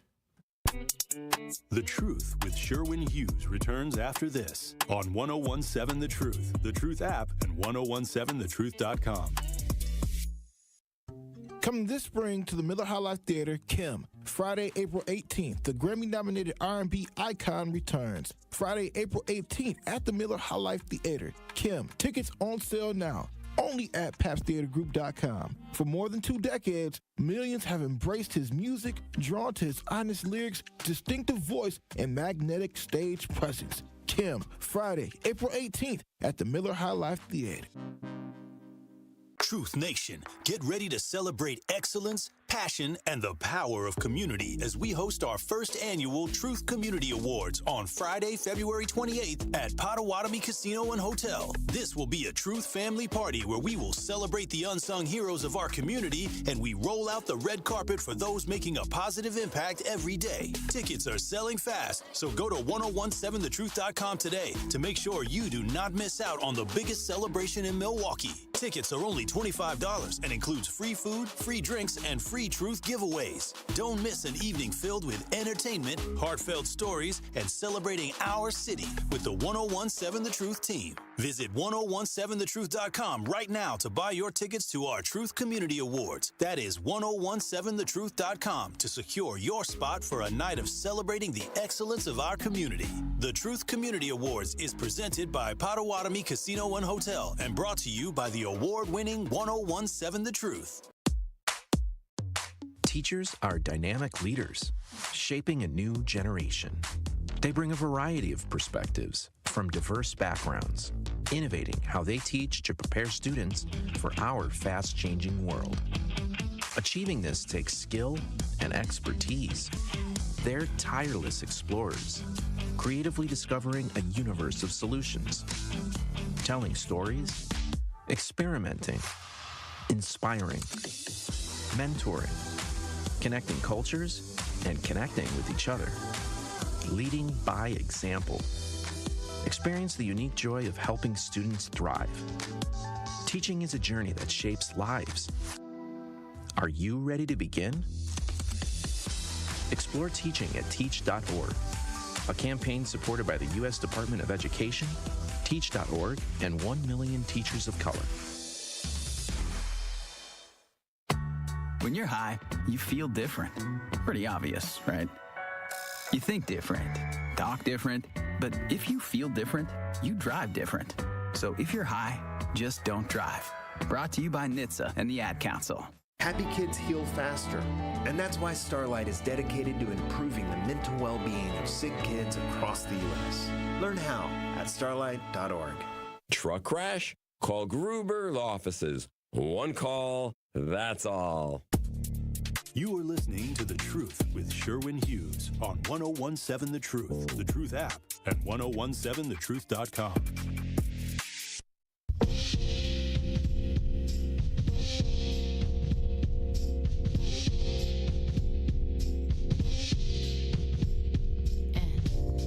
Dream over land, my soul is from 833-212-1017, 833-212-1017. Let's talk to, I think the person that produced this song, other than Robert Glasper and Erykah Badu, is, oh, hello, Bob.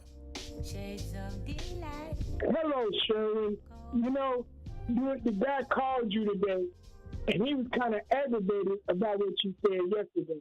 And y'all have been talking about kids, and I know you're going to switch gears, so I want to just elaborate.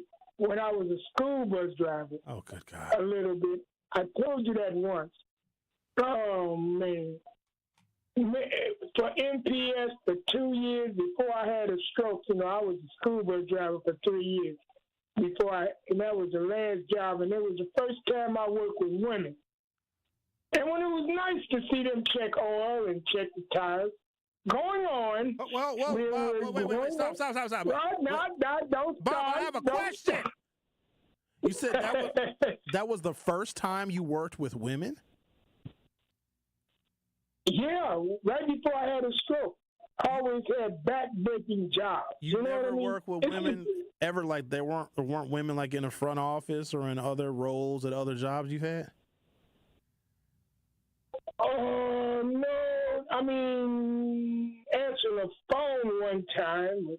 No women. You know, I mean, she was in the office, one woman answering the phone, you know. But anyway, moving on, sir. You know, the kids said they were going to fight. When I was driving for NPS, my first 2 years as a bus driver. And then I told the bus company, if they don't get somebody to ride with me and watch these kids, I'm going to walk off this bus. So they got somebody to ride with me about May, you know, because they were going to fight. Because I had to stop the bus 2 times a week, 3 times a week to stop them from fighting. It was so bad that one time them kids was yelling, and then I was yelling at them, and then I pulled off, and I had to hit the brakes because kids walked right in front of me, and I said, no more. I'm going to drop them kids off exactly so they do not have to cross in front of the bus. No more. And, and the last thing I want to say, when I drove the bus for the last year, I switched companies. They tried to keep me because I didn't run over nobody or came to work every day and didn't have no accidents. I worked for the other bus company, and I worked for Germantown. And I had to go to Germantown. It was all white kids. And the only difference was they did not fight. But they looked at me like, you ain't nothing but a bus driver. They didn't even speak. I just smiled. That's about it. The white kids said, you ain't, I mean, they didn't say it, but they didn't speak. They said, you ain't nothing. I just smiled. Or, Bob, maybe they just got on the bus and then just got dropped off at school. You think that because they didn't speak to you, that they thought of you as less than? Here's something I come to understand, Bob. You got to know this about white people. They don't speak, and it's not even rude for them. Like, they're culturally, they don't know how to say hello and good morning. Like, that is ingrained in black people. You acknowledge somebody's humanity the first time you see them that day. White people don't do that. I used to get mad at them because I thought that they weren't doing it on purpose. No, they don't do it. They don't, hey, good morning, how are you? They don't speak. So them kids not acknowledging you was not, I don't think it was anything malicious. You was just the N-word driving the bus. So then drive the bus. They don't need to interact with you to drive the bus, N-word. No, just say, I mean, it's not only that, not speaking. They looked at me like, you ain't nothing, man. Bob, a lot of us look at you that way. Thank you for your call. Talk to you later, man.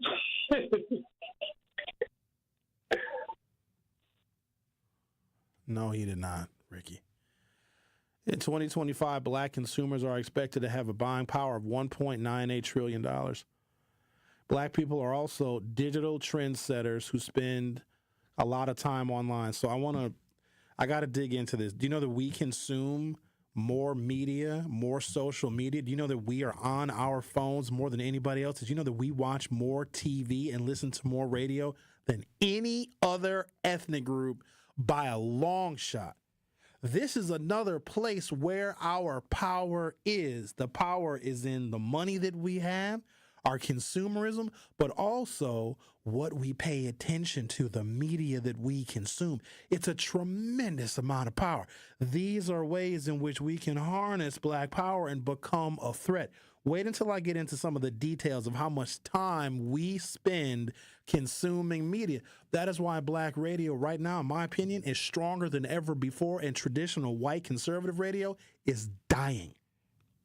We are the next incarnation of media in this nation, and that needs to get recognized. You guys recognize it. I recognize it. Corporate America, you're going to need to recognize it too.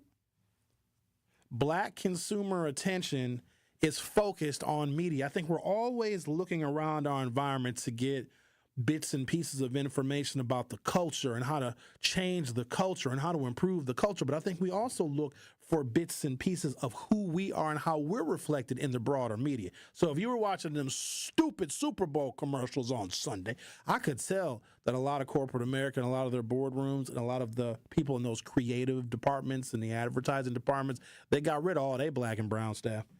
Because them Super Bowl commercials were dry, lame, and corny. So corny. I can tell when we have an influence on creativity. Can't y'all just tell? It's different. You don't believe me? Listen to The Truth and then listen to, like, WISN. Big difference. I'm going to take a break, come back. We're going to talk to Al on the other side. You are listening to The Truth with Sherwin Hughes on 101.7 FM. On the other side, I'm going to talk about black consumerism, not just what we buy, but also what we watch and what we view and what we pay attention to. Don't go anywhere. I'll be back in 3 minutes. The Truth with Sherwin Hughes returns after this on 101.7 The Truth, The Truth app, and 1017thetruth.com. 101.7 The Truth is now the proud home of Milwaukee Public Schools City Conference basketball. Tune in every week so you don't miss out on the classic rivalry game we all love, the high-flying dunks that leave us in awe, and the memorable moments where Milwaukee basketball legends are born. City Conference Basketball on 101.7 The Truth is sponsored by Milwaukee Public Schools, MPS proud, and presented by Gruber Law Offices. One call, that's all. It's 101.7 The Truth's Dr. Ken Harris for Pella Windows and Doors of Wisconsin. There's never been a better time to experience Pella in person and get all your questions answered. Visit Pella at the Neri Spring Home Improvement Show, February 14th through the 16th. Find out why Pella has the best wood warranty in the industry. Learn about their incredible design team with an ability to customize windows to match your unique home, and how Pella's professional installers work fast and year-round. The timing is impeccable. Pella Windows and Doors of Wisconsin is now offering windows as low as $22 per month and doors as low as $89 per month. You also have no worries thanks to Pella's 10-year installation warranty. Book your in-home consultation at the show and receive a complimentary Design Works consultation and Pella Care inspection. That's February 14th through the 16th at Neri Spring Home Improvement Show. Get windows as low as $22 per month and doors as low as $89 per month at PellaWI.com. Certain restrictions apply. Whether you're an artist playing accountant, a barista trying to be a bean counter, or a student just looking to get started, the UW Credit Union app lets you be free to be you, with free credit scores, free online bill pay, and the ability to send money to friends. Because with fewer fees, you can do more of what you love. UW Credit Union, here for every you. Join today at uwcu.org. Federally insured by NCUA. American Family Insurance is a lot like Captain America. He protects the world. It's just doing my job. And we help protect your dreams with amazing auto and home coverage. American Family Insurance. Get a quote and find an agent at amfam.com. And see Marvel Studios' Captain America: Brave New World. Suit up. We need to move. In theaters February 14th. This film is not yet rated. Products not available in every state. American Family Mutual Insurance Company, SI, and its operating company, 6000 American Parkway, Madison, Wisconsin. I walk on the shoulders of giants who have come before me. I am grateful for those who changed yesterday. But I live in today. And I pledge I will help shape tomorrow. Milwaukee College Prep Scholars honor Black History Month not just during February, but each and every day they walk through the door, preparing for a better life for themselves and the world around them. Enroll your scholar at MilwaukeeCollegePrep.com. You are listening to The Truth with Sherwin Hughes on 101.7 The Truth, The Truth app, and 1017thetruth.com.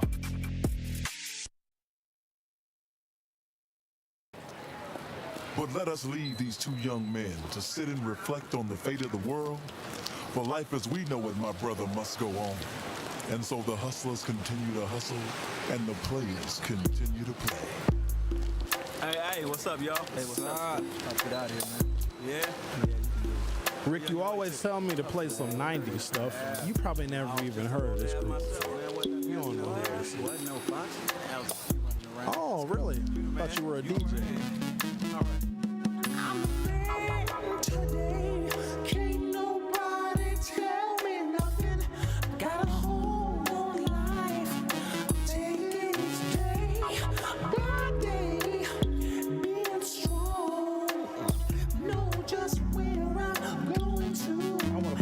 Song. I know this song.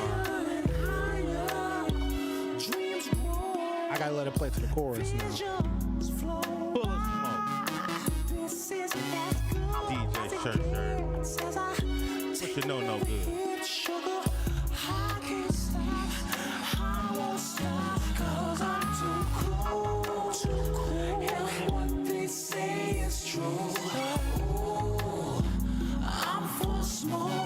Let's talk to Al. You're on 101.7 The Truth. How are you?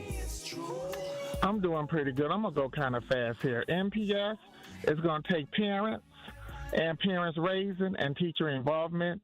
If you want to be the next Elon Musk, just tell us what we need to do so we can lay the foundation to get you in. Next, we the blacks don't know how to deep fry meth, okay? We don't know how to deep fry meth, and if you're looking for crank, turn the car off and then turn the car back on. Crank that. My question to you, is a black man's semen will always be a racist toothpaste, because no matter what a black man do, he's always a racist topic.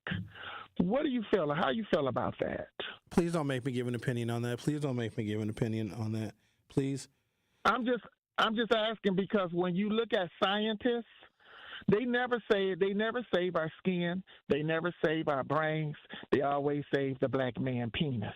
When it comes to a racist, we know we built our ancestors built America, but every day they get up, it's always about the black man. So again, the black man's semen will always be a racist toothpaste, because no matter what a black man do, he's always going to be the topic, along with the black woman.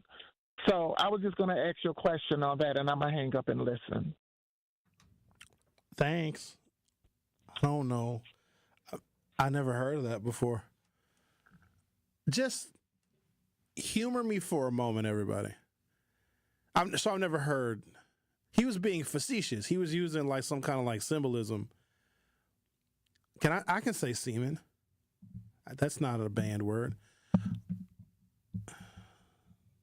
He doesn't really mean that they brush their teeth with our spooge, does he? Yeah, it's full moon. Totally. Well, hear me out for a second. What if they found out that brushing your teeth with semen actually makes your teeth whiter? What if it actually was a natural tooth whitener? How many of you would do it? If you found out you didn't have to spend all that money going to the dentist and you didn't have to do all the teeth whitening treatments and stuff, what if they found out that male ejaculate whitened teeth? Some of y'all, like, you would hear it, and the next day you would come back with some pearlies talking about, I went to the dentist last night. No, you didn't. No. Swallowed up. Have you ever been swallowed up? This is a sick Negro.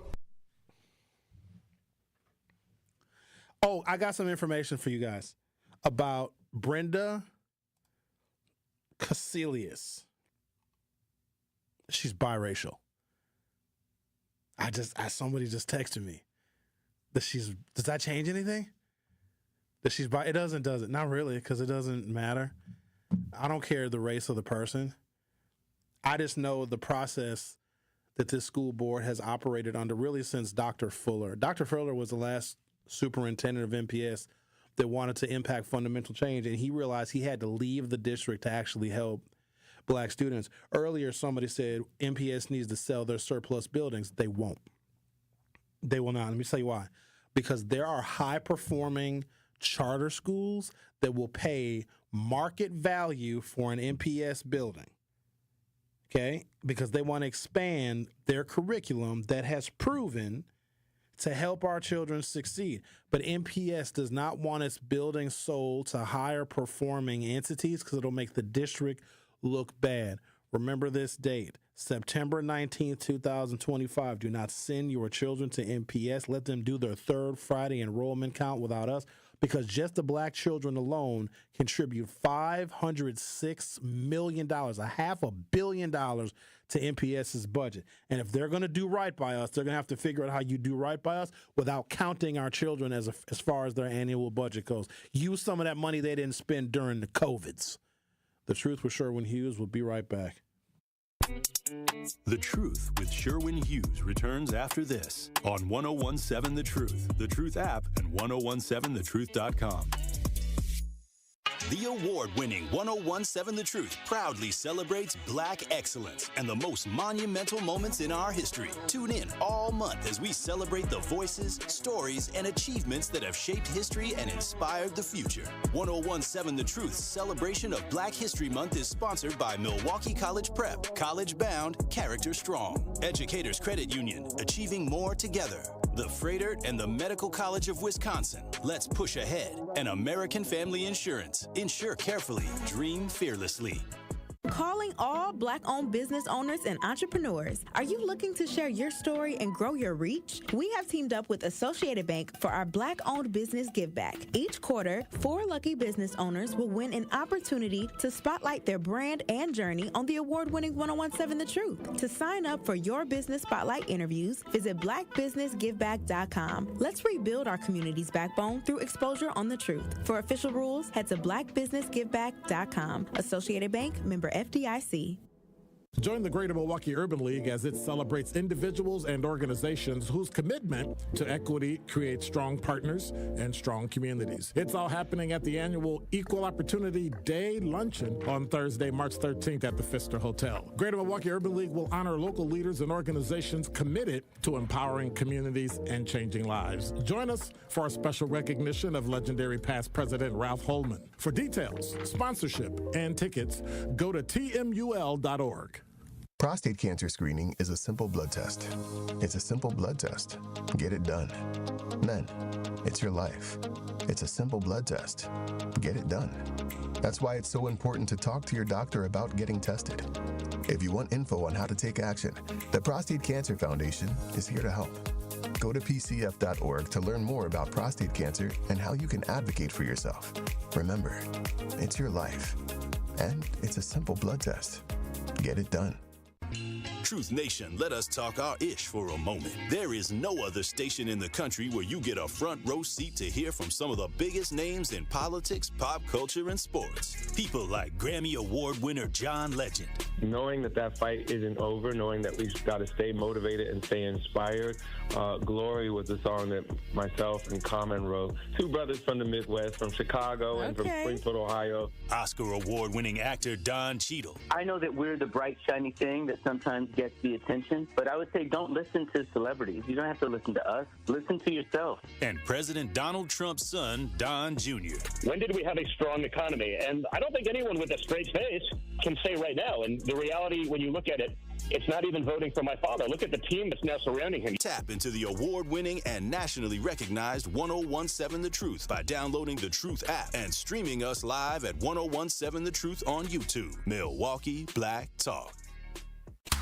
You're listening to the new 1017 The Truth, founded in partnership with Gruber Law Offices. One call, that's all. 1017 FM, 1510 AM, WGKB Waukesha, and W269DL Milwaukee. A locally owned Good Karma brand station. You are listening to The Truth with Sherwin Hughes on 1017 The Truth, The Truth app, and 1017thetruth.com.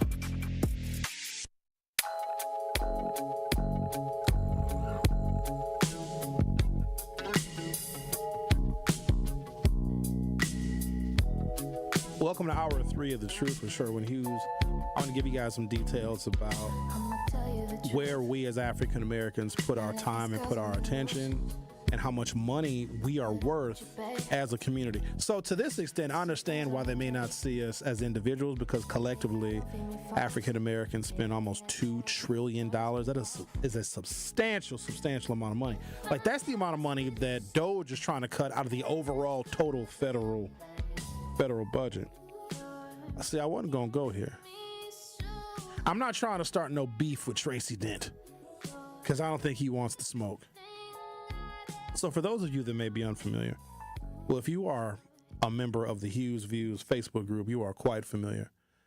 So Tracy Dent, who I don't know what Tracy is. He used to be a community activist. He's tried to run for office a couple times. Whatever. He tags me in all sorts of stuff on Facebook. Why he does it, I got no idea. So apparently he goes to the Clinton Rose Center to, I don't know, entertain our seniors.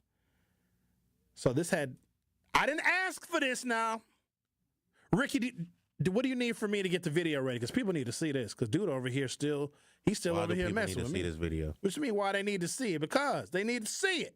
Homer chimed in too. Homer was like, that part, Homer. Facts. That part. Hashtag facts. So Tracy Dent tags me in this video where he is dancing, when I say inappropriately, like getting behind this 80-something-year-old woman and like grinding on her. And I was like, dog, what is you doing, man? Like, And I was offended by that. Now, it seemed to be all in good fun, but I don't want to see a 40-something-year-old man grinded behind somebody's 90-year-old Meemaw. Don't do that. Like, that's disrespectful to her. And imagine if some of her family members seen that dude put it all on Facebook, then he tagged me in it. Like, you like old women like that? Like you some kind of freak? I was minding my business. All of a sudden, I get a notification. I'm tagged in a freak video where dude is Ricky. Get the video, Ricky.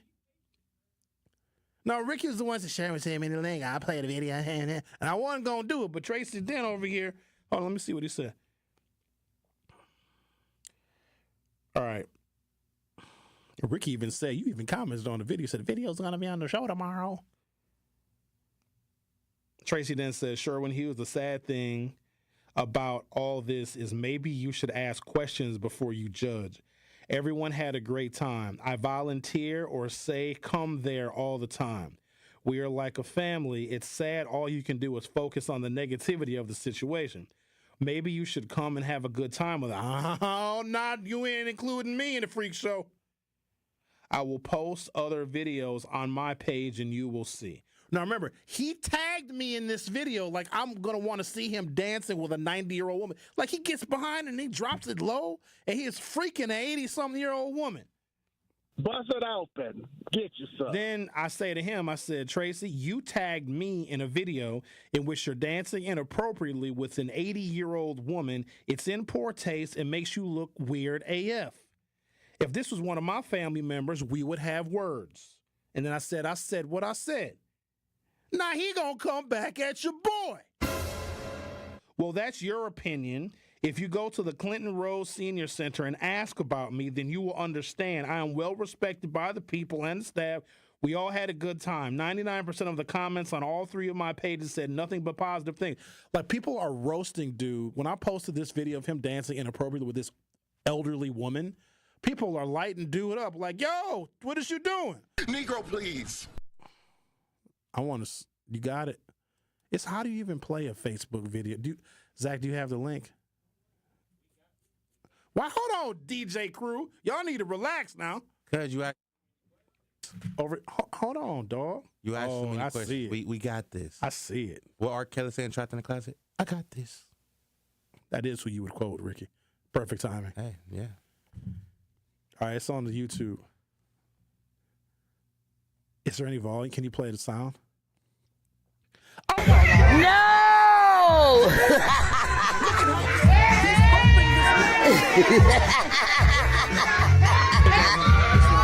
Oh, Lord!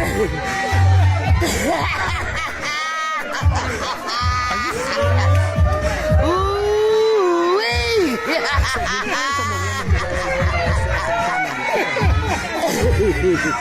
Oh, Lord!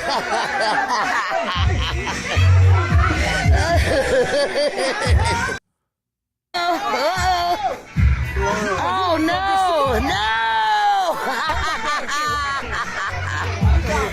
No!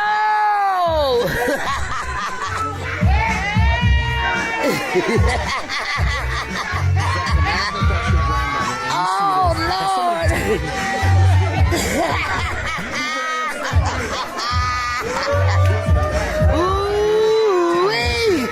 If that was one of my family members, I would be on the first thing smoking to the Clinton Rose Center. I know you're not playing bump and grind. Did y'all look? Of course, Al would say good old fashioned fun. Of course, Al, you would say that.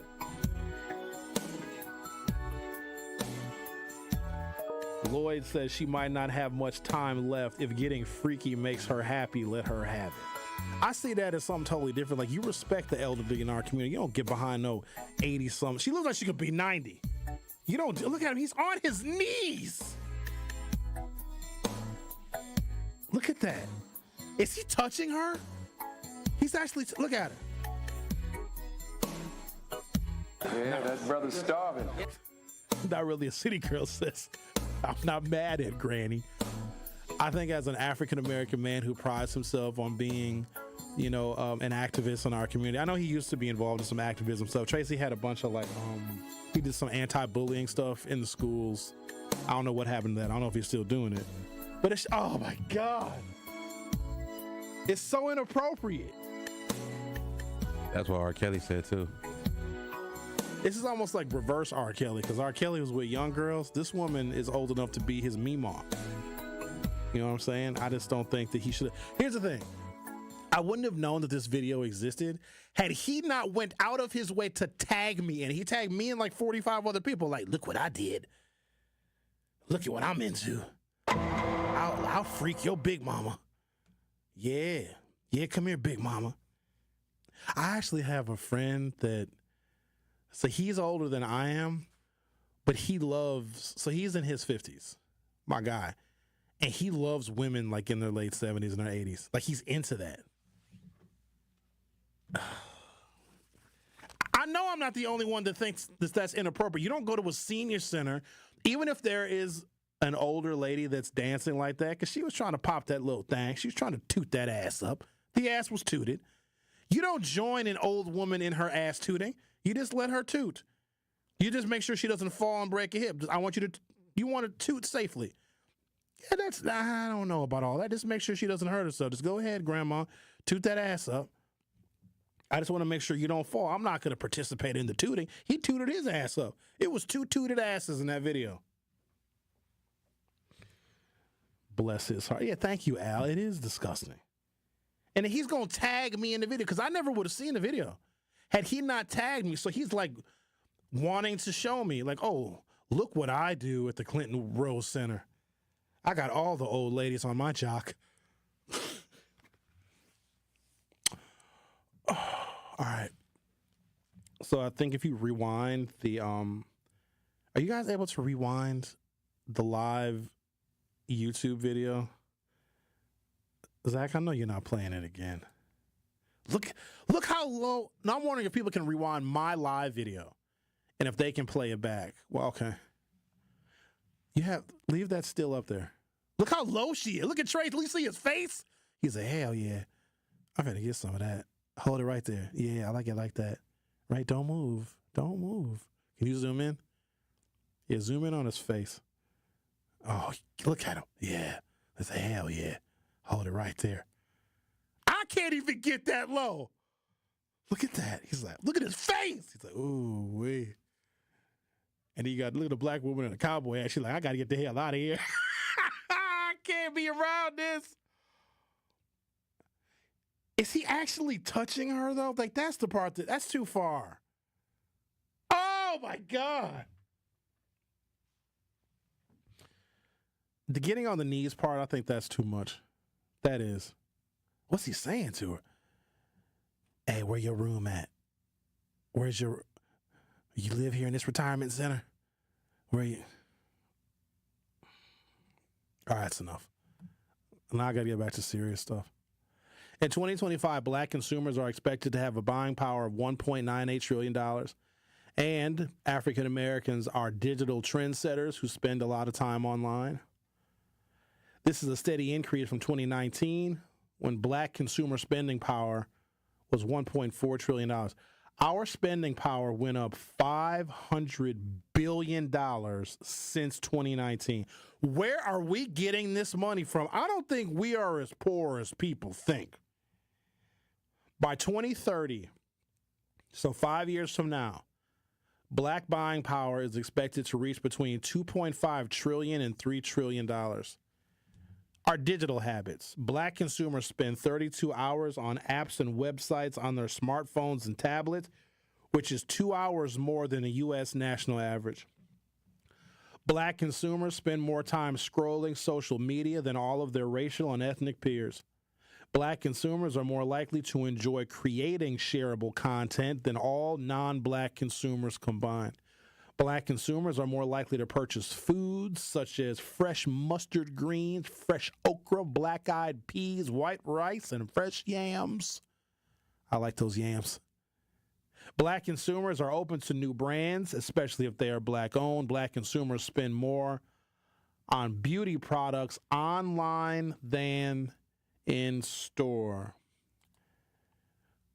From the New York Times, January 29th, 2025. Black audiences spend 32 hours on apps and websites on their smartphones and tablets, 2 hours more than the total U.S. population national average, according to the latest exclusive Nielsen Diverse Intelligence Series report called Engaging Black Audiences: How Brands Impact, Grow, and Win with Inclusion. As Black consumers continue to be digital trendsetters, brands must fine-tune their approach to engaging with this audience in order to drive long-term connections. Quote, reaching Black consumers may not be a challenge, but connecting with us can be. Black consumers are leaning into platforms that emphasize conversation and create a sense of connection, says Charlene Corley, Vice President of Diverse Insights and Partnerships. To win this community who wields $2 trillion in buying power, brands must prioritize engagement strategies that center diverse Black experiences and cultural nuances. With the growing diversity of audience and media platforms, Nielsen is the ratings company, so they are experts in this regard. Nielsen's approach, big data verified and enhanced by robust panels, helps marketers understand what and where diverse audiences are consuming content. Social media apps have become a haven for Black consumers. Black adults overall spend more time scrolling than their peers. Black millennials between the ages of 18 and 34 years old spend the most time on social media among all adults by almost 2 full hours per week. Black adults also have high engagement with radio and podcasts. Bingo. Radio averages the same as TV in weekly reach with Black adults. Each medium reaches 27 million Black adults on average. That's more than half of our population. Black audiences continue to be power TV viewers, that's a lot. Oh, that's almost embarrassing. Is this per week? Black audiences continue to be TV viewers, spending 46 hours and 13 minutes per week watching TV, compared to 35 hours for the rest of the country. What are we watching? 46% of that time is spent on streaming services, which is gaining share year over year with Black adults. You know who our next advertisers and sponsors should be? Some of these platforms: YouTube TV, Hulu, the Netflix. What's the other one? Just another one. We watch more TV and more streaming apps than anybody else.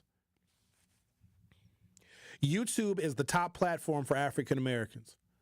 Black audiences spend 13% of their total TV time compared to 10% for all U.S. viewers. In fact, YouTube reaches 63% of Black adults, and 44% report that they have purchased products based on YouTube content. That explains why our YouTube numbers are so much higher than our other talk radio peers here, Good Karma Brands. The preference for YouTube as a source outpaces word of mouth, Facebook, Instagram, and TikTok combined. Other digital platforms also offer the conversations and commentary that influence Black consumers' purchasing decisions. 63% say they are more likely to evaluate a new brand based on social media ads or content, compared with 58% of other people in the United States. In addition, podcasts drive powerful connections. 73% of Black listeners were able to recall a brand name after ad exposure in a podcast, compared to 70% of consumers overall. Black sports fans offer brands a new opportunity to turn fan loyalty into brand loyalty. For women's basketball, with Black talent like Angel Reese and Aja Wilson, am I saying the name right? Aja Wilson, attracting interest, viewership hit high records. Between 2023 and 2024, Black viewership increased 161% for the WNBA All-Star Game. Hey, Sean and Kyle Wallace and whoever else is listening, we need to start broadcasting WNBA games on the Truth platforms. I'm not saying we don't continue broadcasting the UW Panthers, Go Panthers, and the MPS Milwaukee Public Schools basketball games of the week, but I had no idea. Black viewership of the WNBA increased 161%. 227% for the WNBA draft, and increased 51% for the NCAA Women's Basketball Championship. This engagement is likely to drive sales. African American fans are 7% more likely than all sports fans to buy a brand after seeing its sponsorship activations. Well. Take a break, come back. I'm going to dive into Nielsen's annual report and highlights about new trends for Black consumers in 2025. We have the attention of these businesses, companies, firms, and corporations because we are watching their platforms. Now it's time they do right by us. Hi, YouTube, if you're listening. I am open to being a spokesperson on behalf of YouTube and YouTube television. Please call me at 833-212-1017 since so many African Americans get the majority of their information from television, podcasts, and other media. I'm your guy. The Truth with Sherwin Hughes on 101.7 FM. We'll be right back.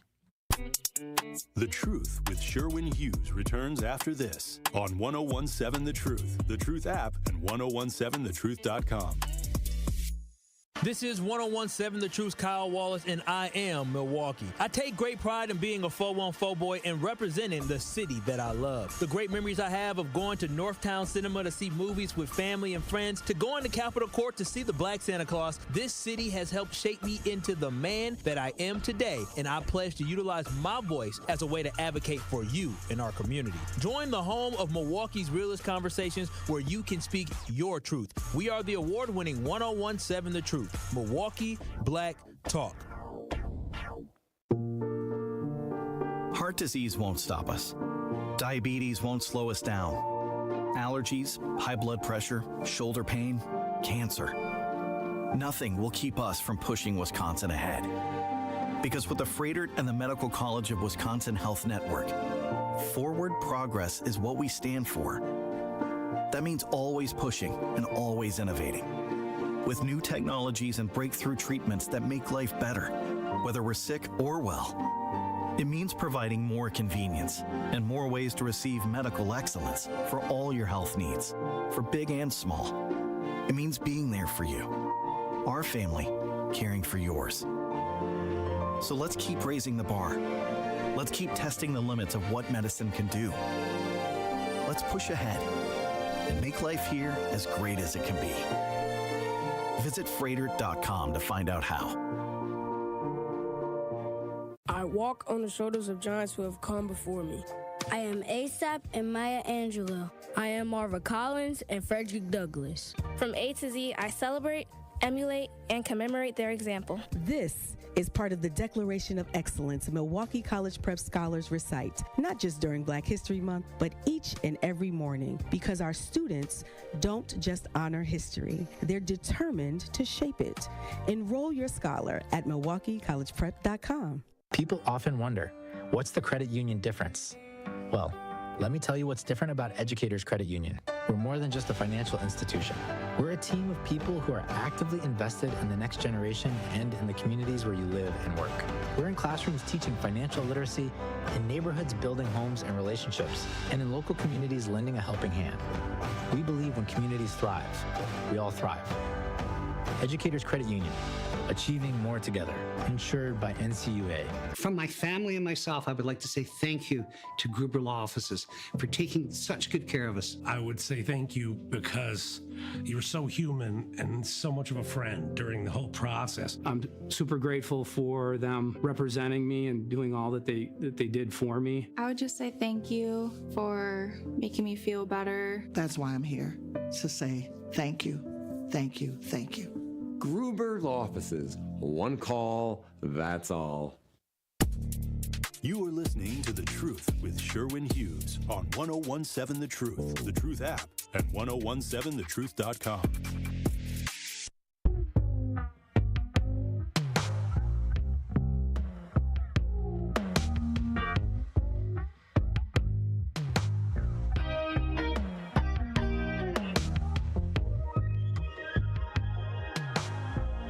As several leading brands reconsider their DEI commitments, a new report published on Wednesday highlights the significant buying power of Black Americans who are on pace to spend more than $2 trillion by 2026. So you know what? Here's an opportunity that they are opening up for us. because they don't want to have their commitments to diversity, equity, and inclusion. That's probably going to include how they market their products. Then this needs to be our turn. We need to begin marketing products to one another because our spending power is intimidating. This is a place in which we can make a major difference. So earlier in the program, I was talking about, different ways that we can utilize Black power. Because right now, look, we have a tremendous amount of power, but it's not harnessed properly to where we're a threat to anybody. Where we are the biggest threat, we sometimes get the biggest pushback from our own people because there's a strategy involved in that. Those are the sentinels that they implant in our community to make us second guess when we are working together and moving in unison. We vote together. We vote for the same interests and the same political party because there's only one political party that would even dare speak to us or talk about our issues. There's only one political party that has a legitimate track record in the 20th century. The Republicans were a 19th century assistance to Black people, not in the 20th century. 20th century was the Democrats. And so because we all have bright hopes for our future, like our view of America is that it's not realizing its full potential because it's not seeing us as a central part of the American framework. And so we continue to focus on the future, and that's why we continue to cast our ballots in the way that we do so that we can have a better future so the future generations will not have to deal with what we are currently dealing with. And so if you look at our antiquity, look at our parents, look at our grandparents and our great-grandparents, their motivation was us. You understand that? They knew that they weren't going to get the change. They were going to get bitten and shot and hung and thrown in jail and have fire hoses turned on them so we wouldn't have to. They prioritized us. And now look at us right now. We don't have to deal with some of that incredible harsh treatment because of Jim Crow. And some of them, yes, they did live to see Jim Crow end, but they didn't see a world like this where Black consumerism is flourishing, where Black people are influencers, where Black people can be legitimate political leaders. They couldn't have imagined that. And it's because of the sacrifice they made, not for themselves, but for future generations. Now it is our turn to do that. And that is why I get so upset with our lackadaisical approach to education, because these children need us right now. We're already mortgaging their future. The sacrifices that we make, and I think this is where it gets somewhat difficult to comprehend. Like, we will make sacrifices right now if it improves our lives right now, if it brings us more notoriety, if it brings us more fame, if it brings us more money. We have to essentially sidestep our immediate need for gratification and look at the future. My life wasn't even hard. I'm going to be honest with y'all. It wasn't. If it was hard, it's because I did stupid things to make my life more difficult. I wasn't getting called the N-word every time I left the house. I wasn't threatened with violence by every white person that I saw. I didn't deal with none of that. But somebody else did, so I didn't have to. So my question is, how are we harnessing all of this power that we have, all this opportunity that we have, in order to make it even better for the future of Black children in this country? The current generation of children and the yet unborn, because they're going to look back and be like, so wait a minute, y'all let Trump get elected? We have a tremendous amount of consumer power, and if we harness that, at least we would get respect. They don't have to respect Black people. Because if you don't fear us, just ask yourself this question. Why should white America fear us? For what are we going to do? Burn down buildings that they own in our neighborhood that they have insured at a value where they're going to get paid out more than the building was worth? That doesn't work. How are we a threat to them? At the ballot box, we're a threat to them? Because it really was white nationalism versus multicultural democracy. That's what was on the ballot November 5th. We represent the biggest threat to what keeps them in power. That's why they always have, that's why voter ID is going to appear on your ballot April 1st. They want to enshrine it in the Wisconsin Constitution because they know that there are more African Americans who do not have ID, the necessary documentation in order to vote. Now, most of us do have the ID that we need and a driver's license and a state-issued ID, But it's not about most of us. It's just about a percentage here or there. Look at how many votes decided the last couple of presidential elections. It's 25,000, 30,000, 27,000 people. And if they can knock off just that many African Americans who might have difficulty renewing their license, or because we move a lot, we're a little bit more transient. If where you live now, your current address is not reflected on your identification, then technically you can't vote. Not at the location where you live at, not in your current voting ward. And these little tricks that they are doing to try and minimize the impact of our vote, because that is where we have the ability to intimidate them. And I just wish more black people saw that. So here's the thing. If I was a black Republican, which I'm not, I would give black people my reasons, my rationale for being a conservative. But you know what I would do at the end of the day? I would say, you know what? Because I'm a member of my community, I'm going to vote for the Democrat. Because you're not going to get the Republican to win. And even if you do, the Republican that you may vote for, if you're a black conservative, is not going to do anything for you and for your community. I can say, hey, everybody, like I'm a Jesus person and I believe in pro-life. And for those reasons, this is just me giving an example. This is not to be taken literally. If I was, in fact, a black Republican or a black conservative, I would have the conversation with anybody who asked me, and I'd say, hey, these are my reasons, how I grew up, what I want for my family, or whatever the case may be. I would give my reasons as to why I'm a black conservative. But then at the end of the day, I would say, if I see all of my people running in one direction, I'm going to run with them. I am not going to dilute my people's political power for just the purposes of diluting it. We don't even ask the Republicans to do anything for us. And they'll bring their John Brown hind parts to our radio stations, and they'll talk on our microphones. And when we ask them about Juneteenth Day, they never heard of it. We ask them for reparations, and they laugh at us. I would tell people, if I was a black conservative, which I'm not, I would give people reasons why. But I'd say at the end of the day, if 90% of my people are moving in this direction, why do I want to be against that? What legitimate reason? Unless I'm only here to sabotage my own people. Let's talk to, you haven't had your repentance in a couple of days, Brian. Beginning to worry about you. Yeah, how you doing, man? That's exactly what the statement you just made. That's exactly what I did. I voted for Kamala, but I'm conservative. Okay. As far as economics go. But how you explained it, Brian, on so many shows, mine in particular, and other shows you called in on, the way you destroyed and discredited the Democrats. You also got to keep in mind, by doing that, you are destroying and hold on, Brian. You in new territory now, because if you're a conservative and you voted for Kamala Harris, it's a whole bunch of stuff that you don't know that the majority of your community does know. But by you speaking, you can be a conservative and stand on that. But even if you're a conservative, Trump ain't your guy.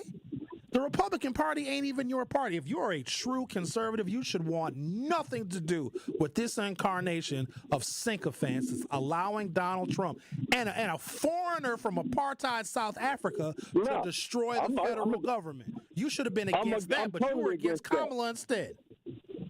No, I was totally against some of her policies, but she changed my mind on the on one of the shows. I said, after I heard what she was putting out there, after all the hoopla that was going on against her, the way she broke it down on Ben and Kerry's show, that's when I decided to vote for her, because I saw purity in her. Now, as far as Democrats before her, all last year, they were off the beam. You guys were going off the beam on the wrong type of stuff. That's why you lost. Now the Republicans are going off the beam for the kind of things that they're going for, and I'm against their policies now. This wasn't their policies when they were running. This wasn't their policies during 2016 to 2020. Whose policies? This wasn't Trump's policy. This BS that's going on now, none of this stuff was going on during Trump during 2016 to 2020. That's because he was trying to get away with that stuff, and he kept getting impeached, Brian. But I'm not going to sit here and sorry, your repentance is over today, Brian. I'm sorry. I had to hang up on him. They put Project 2025 out there, dude. Stop saying this wasn't their policies. Now, the Democrats can go too far as well in protecting people and making an issue out of stuff that only represents a very, very small slice and a very, very small sliver of the overall U.S. population. I agree. They went above and beyond when it comes to the trans stuff and the trans girls playing in sports. The Democrats made too big of a deal out of that stuff. But also on the flip side, you know where the Republicans were as far as their crazies were? Supporting white nationalism. You see how they go? Like the Proud Boys and these other groups and the Oath Keepers, they coddled people that would. So 70 years ago, these are the people that would have hung us. Why would you want to affiliate yourself with a political party that 70 years ago, before we had democratic laws passed by a Democratic Congress, they would have been hanging us from trees? That is Donald Trump's coalition. You know what he did? Those same people that would have been hanging us from trees, they've just shifted a little bit. They try to overthrow the damn U.S. government in front of your face. And what does Trump do? Pardon all of them. Donald Trump has got an army that is untouchable, because even if they do go and shoot somebody or kill somebody like he said he could do, he'll pardon them. Why would you want to be affiliated at any stretch of the imagination? Put me with the trans folks all day. I ain't scared about the trans folks overthrowing the government. They'll probably just redecorate the government. That's all. They ain't going to overthrow it. I ain't worried about no trans person coming over here and taking Medicaid away and Medicare away and Social Security. Trans people don't want to take that away. Now I got to take a commercial break. Y'all got me hot. Y'all going to have me crying like Linda was earlier. We got to play Linda's call back again. She was very emotional. It's kind of emotional. No, Zach, don't. Please don't. Did you miss it? You must have missed Linda's call. You heard it? She cried, yelled, screamed, praised Jesus all in one phone call. Why? She got emotional. I sometimes forget that my audience, they polarize. So if I'm like passionate about something, the audience gets like 10 times more passionate, right? So if I like somebody, like as hosts, we got to understand is if we like somebody, the audience will love them. If we hate somebody, then we got to fear for that person's safety, because it polarizes. It gets kind of extreme. Like I don't know. I hope Tracy Dent gonna be okay, because Tracy Dent tried to start some smoke with me. He's a freak. Tracy Dent, old freak ass. Tracy Dent be at retirement home just kicking it. Smoking cigars with a smoking jacket on, walking around. Hey, tell me what life was like back in the 50s. You are listening to The Truth with Sherwin Hughes on 101.7 FM. Don't go anywhere. I'll be right back. The Truth with Sherwin Hughes returns after this on 101.7 The Truth app, and 1017thetruth.com. American Family Insurance is a lot like Captain America. He protects the world. It's just doing my job. And we help protect your dreams with amazing auto and home coverage. American Family Insurance. Get a quote and find an agent at amfam.com. And see Marvel Studios' Captain America: Brave New World. Suit up. We need to move. In theaters February 14th. This film is not yet rated. Products not available in every state. American Family Mutual Insurance Company, SI, and its operating company, 6000 American Parkway, Madison, Wisconsin. Be the MVP of gift giving with a Milwaukee Bucks gift card. From exhilarating Bucks experiences to unforgettable Fiserv Forum events, your gift card recipient can score tickets to Bucks games and other events through the Ticketmaster box office. Shop exclusive gear at the Bucks Pro Shop or get a favorite snack at Fiserv Forum's concessions. It's a win-win gift that lets them choose their experience. To purchase a gift card, visit bucks.com/gift cards.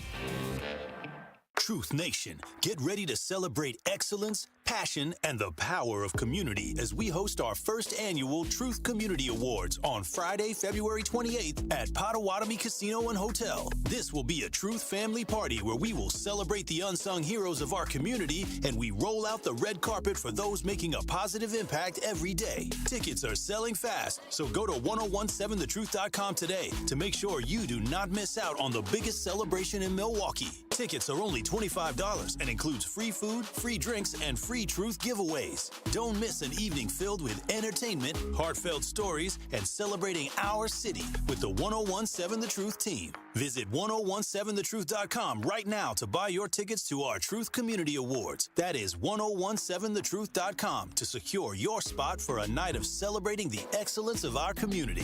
The Truth Community Awards is presented by Potawatomi Casino and Hotel and brought to you by the award-winning 1017 The Truth. Teachers are dynamic leaders, shaping a new generation. They bring a variety of perspectives from diverse backgrounds, innovating how they teach to prepare students for our fast-changing world. Achieving this takes skill and expertise. They're tireless explorers, creatively discovering a universe of solutions, telling stories, experimenting, inspiring, mentoring, connecting cultures, and connecting with each other, leading by example. Experience the unique joy of helping students thrive. Teaching is a journey that shapes lives. Are you ready to begin?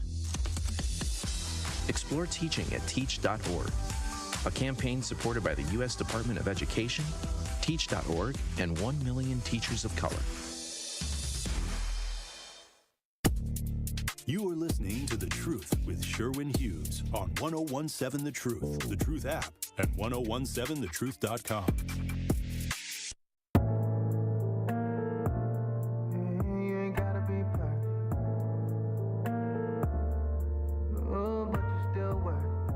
Tune into the award-winning 1017 The Truth's Business Spotlight tomorrow at 3:57 p.m. between the Tori Lowe Show and Truth in the Afternoon with Dr. Ken. We'll be speaking with Ray Walker III, Sales Director at Great Impressions Graphics and Printing. Ray will discuss how they became the go-to printing company in Milwaukee over the last 26 years and why they go above and beyond to satisfy their customers. So again, tune into the Business Spotlight with a Milwaukee staple, Great Impressions Graphics and Printing, this Thursday at 3:57 p.m. only on the award-winning 1017 The Truth. Somebody asked me in the YouTube chat, what are black conservatives trying to conserve? I have no idea. I think that they will reference something like, well, before the Great Society programs of Lyndon Johnson and the welfare system, the black family was intact. And so they want to get back to old traditional families, and I'd imagine black conservatives are certainly anti-gay, and they want to get back to a time where everyone could bash gay people in peace. And they blame Democrats for the destruction of the black family. And so here's where I want to provide a corrected record of history. White supremacy has worked to destroy the black family. You can't put that on one political party. Why do you think that as punishment, they would rip our family members away from us on plantations? That is why black people have reoriented our culture to where we call people that aren't related to us our blood, our brothers, our sisters, our nephews, and our cousins, because they would take our family away from us. If family bonds were too strong on plantations, they would sell your mother. But then there would be someone else that they would purchase from auction, and they now would be on the plantation. And since you lost your mother, you now have a new mama, because there will be new people coming to the plantation all the time. And if we got too close with one another, we became too strong as a family unit, they would sell your children in front of your face. You think that they've lost that sentiment? They have wanted the black family destroyed. You can't put that on the Democrats. Yeah, these N-words is getting a little bit too close. Let's sell one of them and let them know who's really boss. They can't have no family structure around here. They might be ready to rise up. Sell all of them. Sell them separately. I heard Miss Mabel done had her some twins. Sell them separately. That's what they did to us. Let's talk to the caller. You're on 1017 The Truth. How are you? I'm fantastic. I'm most proud about the time frame in which I grew up in Milwaukee. where you had families who definitely resisted what you were just talking about. And I think my grandmother and her 6 siblings were a fine example of that. I'm very proud that we stay very close because they're from Mississippi, as I've stated many times.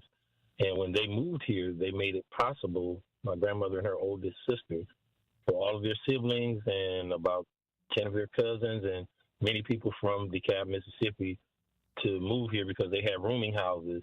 And I think there were several families in Milwaukee who were just like that, which created this community that I talk about a lot of times when I call here, that was in a certain parameter of the city where we grew up, being part of something that was larger and feeling responsible to something that was larger than ourselves.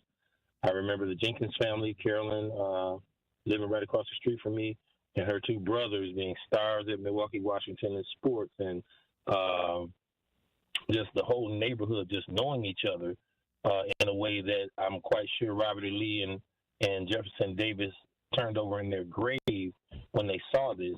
And this has continued to the point where some of my cousins have children, and my children know their 4th cousin.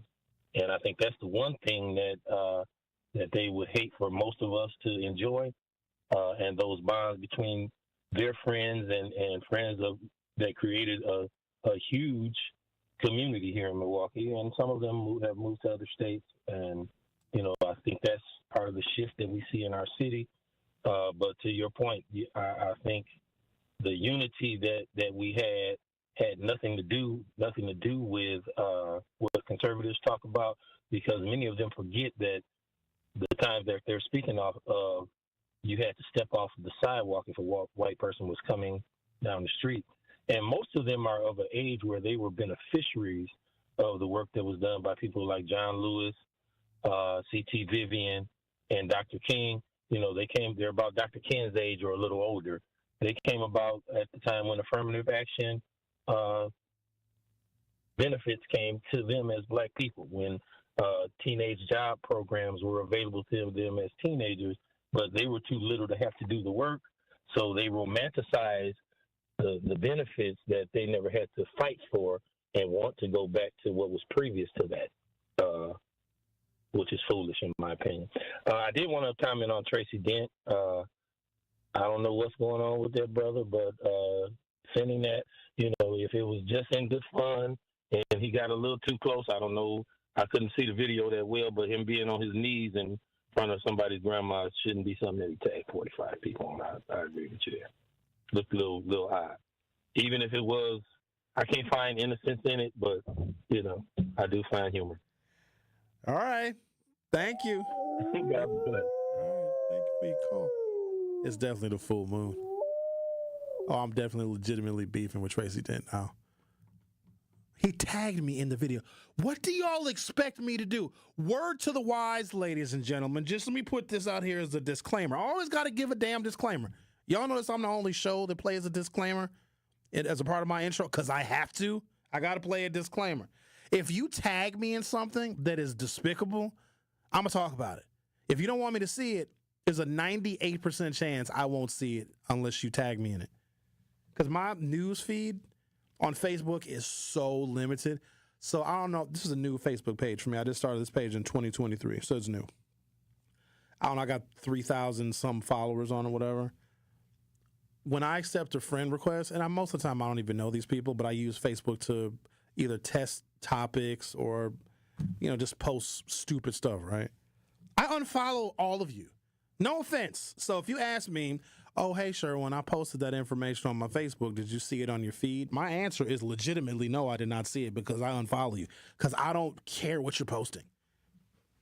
And I'm not trying to be mean and rude. It's just sometimes y'all post stuff that's only important to you. Damn. You know what I mean? So I don't see what you post. Or if y'all post something just a waste of my time, you can do this thing on Facebook where you can unfollow somebody for 30 days. And I said, well, let me not completely unfollow them because maybe one day these people will say something brilliant. So then I'll just go through this spree of where I'll unfollow like 90 people for 30 days. And then a month later, they all come back. Trash. Yeah, it is trash. I'm going to take a break. Continue our conversation on the other side. The Truth with Sherwin Hughes. Will be back in a couple minutes. The Truth with Sherwin Hughes returns after this on 1017 The Truth, The Truth app, and 1017thetruth.com. We have Friday Night Hoops on The Truth. This Friday, the Milwaukee Panthers return home to take on the Wright State Raiders. Blocked by McKee, pulled down by Stillwell, 3.5, and A.J. McKee, playing with 4 fouls, blocks the would-be game-tying three-pointer. Scott Warris has the coverage Friday starting at 6:30 p.m. on 1017 The Truth and the Milwaukee Panthers Sports Network from Learfield. Tip-off happens at 7 o'clock. Community is more than where you live. It's the people in it who show up every day and help it thrive. During Black History Month and year-round, AARP recognizes the everyday excellence of those who give back to their Wisconsin communities. We believe that when our efforts drive change for the greater good, we all thrive together. Connect with us and learn what AARP is doing locally and how we can make our communities better for all ages. Visit aarp.org/WI. That's aarp.org/WI. Paid for by AARP. Associated Bank knows your small business isn't just a venture. It's your dream and a vital part of the community. And we're not just a bank. We're your neighbors. We're looking out for you. That's why Associated Bank offers quick online applications and approvals with funding in as fast as 1 business day, checking with no minimum balances or maintenance fees, and prompt customer service. Explore our products at associatedbank.com/business or visit a branch for more details. Subject to credit approval. Member FDIC, Equal Housing Lender. This monumental moment in Black history is sponsored by Milwaukee College Prep, Educators Credit Union, the Froedtert and the Medical College of Wisconsin, and American Family Insurance. Do you know the writer behind the infamous play A Raisin in the Sun? Well, that's playwright and activist Lorraine Vivian Hansberry, the first Black playwright and the youngest American to win a New York Critics Circle Award. Born in May of 1930 in Chicago, Hansberry was introduced to advocating for Black rights through her parents and their work with the NAACP. In her youth, they faced the hardships of systemized racism when they moved to a white neighborhood and were violently attacked. They refused to relocate but were ordered to by the court in the Hansberry versus Lee case, which later made it to the Supreme Court. Hansberry enrolled at the University of Wisconsin-Madison but dropped out to pursue her writing career in New York City. At the age of 29, Hansberry wrote the infamous play A Raisin in the Sun, which ran on Broadway over 500 times. Sadly, Hansberry died of pancreatic cancer at the young age of 34. Her life and legacy lives on through her written work. Listen to 1017 The Truth all month long as we celebrate Black History Month. How much does it cost to talk to Gruber Law Offices after a serious accident? It's free.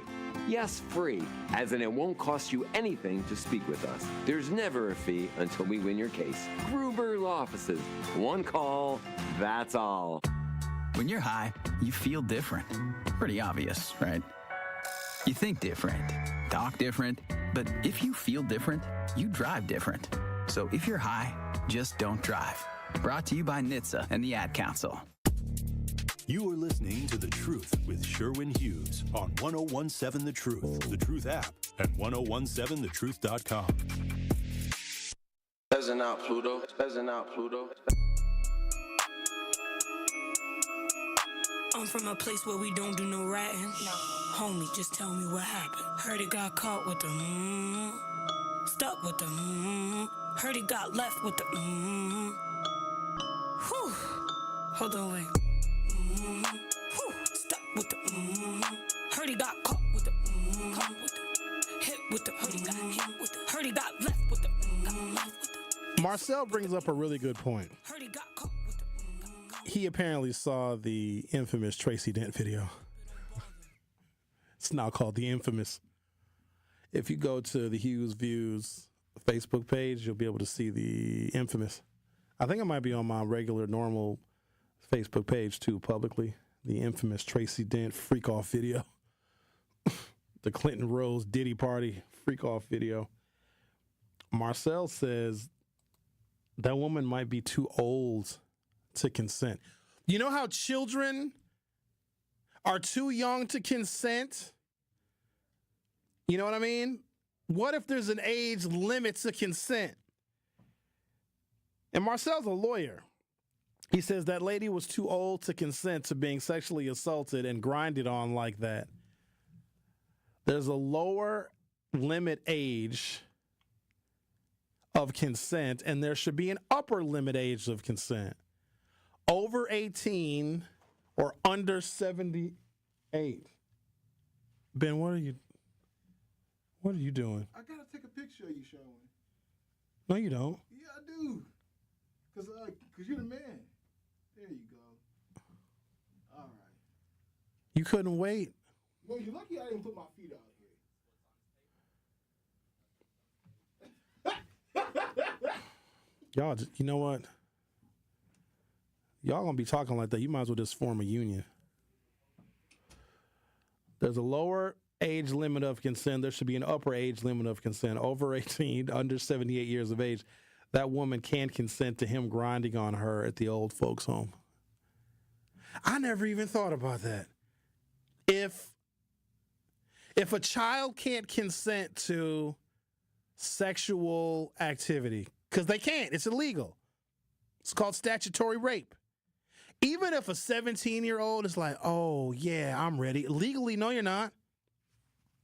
So shouldn't there be an upper age of consent? Like if somebody is 89 years old, they're not able to consent to sexual activity. Doesn't that make sense? Like if somebody's 92, you can manipulate them like you can manipulate a child. I'm really furthering the beef here. All right, let's see what we got. Moriam says, I have a serious question. What do black conservative individuals conserve? I don't know. When you think about it, the conservatives, they're a traditional party. So Make America Great Again fits along with any kind of slogan or motto for conservatives, because there was a time in which women were non-competitive, black people could be disrespected, marginalized. You didn't have to hire us. You could literally discriminate because of race. You could deny us housing. You could deny us mortgages. When they had the landscape totally bulldozed of any competition from non-white people to them, that was great. That's what they want to conserve. They want to conserve an old traditional way of American values. And I ask you guys, in all seriousness, when was there ever a better time for black Americans? And so some of you may wax nostalgic about, in the 1960s or the 1970s, not even the 70s, the 1950s when the black families were intact. But if you crossed Capitol Drive, the Milwaukee police would beat you to death. You couldn't buy a house where you wanted to. Shops and stores would openly refuse your business.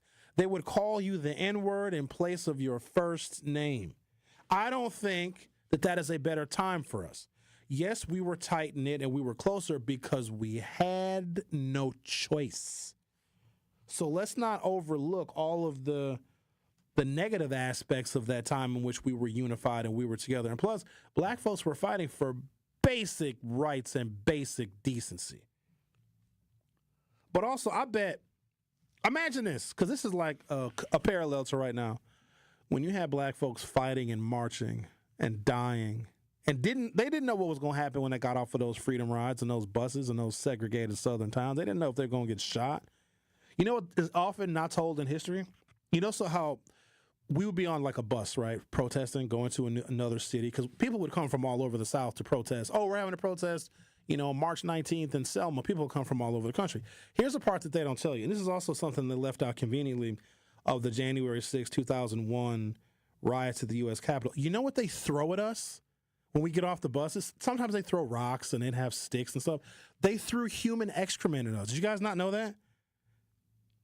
If you have a family member or someone that you know that was involved in some of those protests, ask what was thrown at us. Even on the South Side here, when Father Grappy led those marches over the bridges, over the 6th Street Bridge to march to the South Side because we didn't have open housing laws yet in Milwaukee, and people were marching for open housing. It's the whole story of Father Grappy.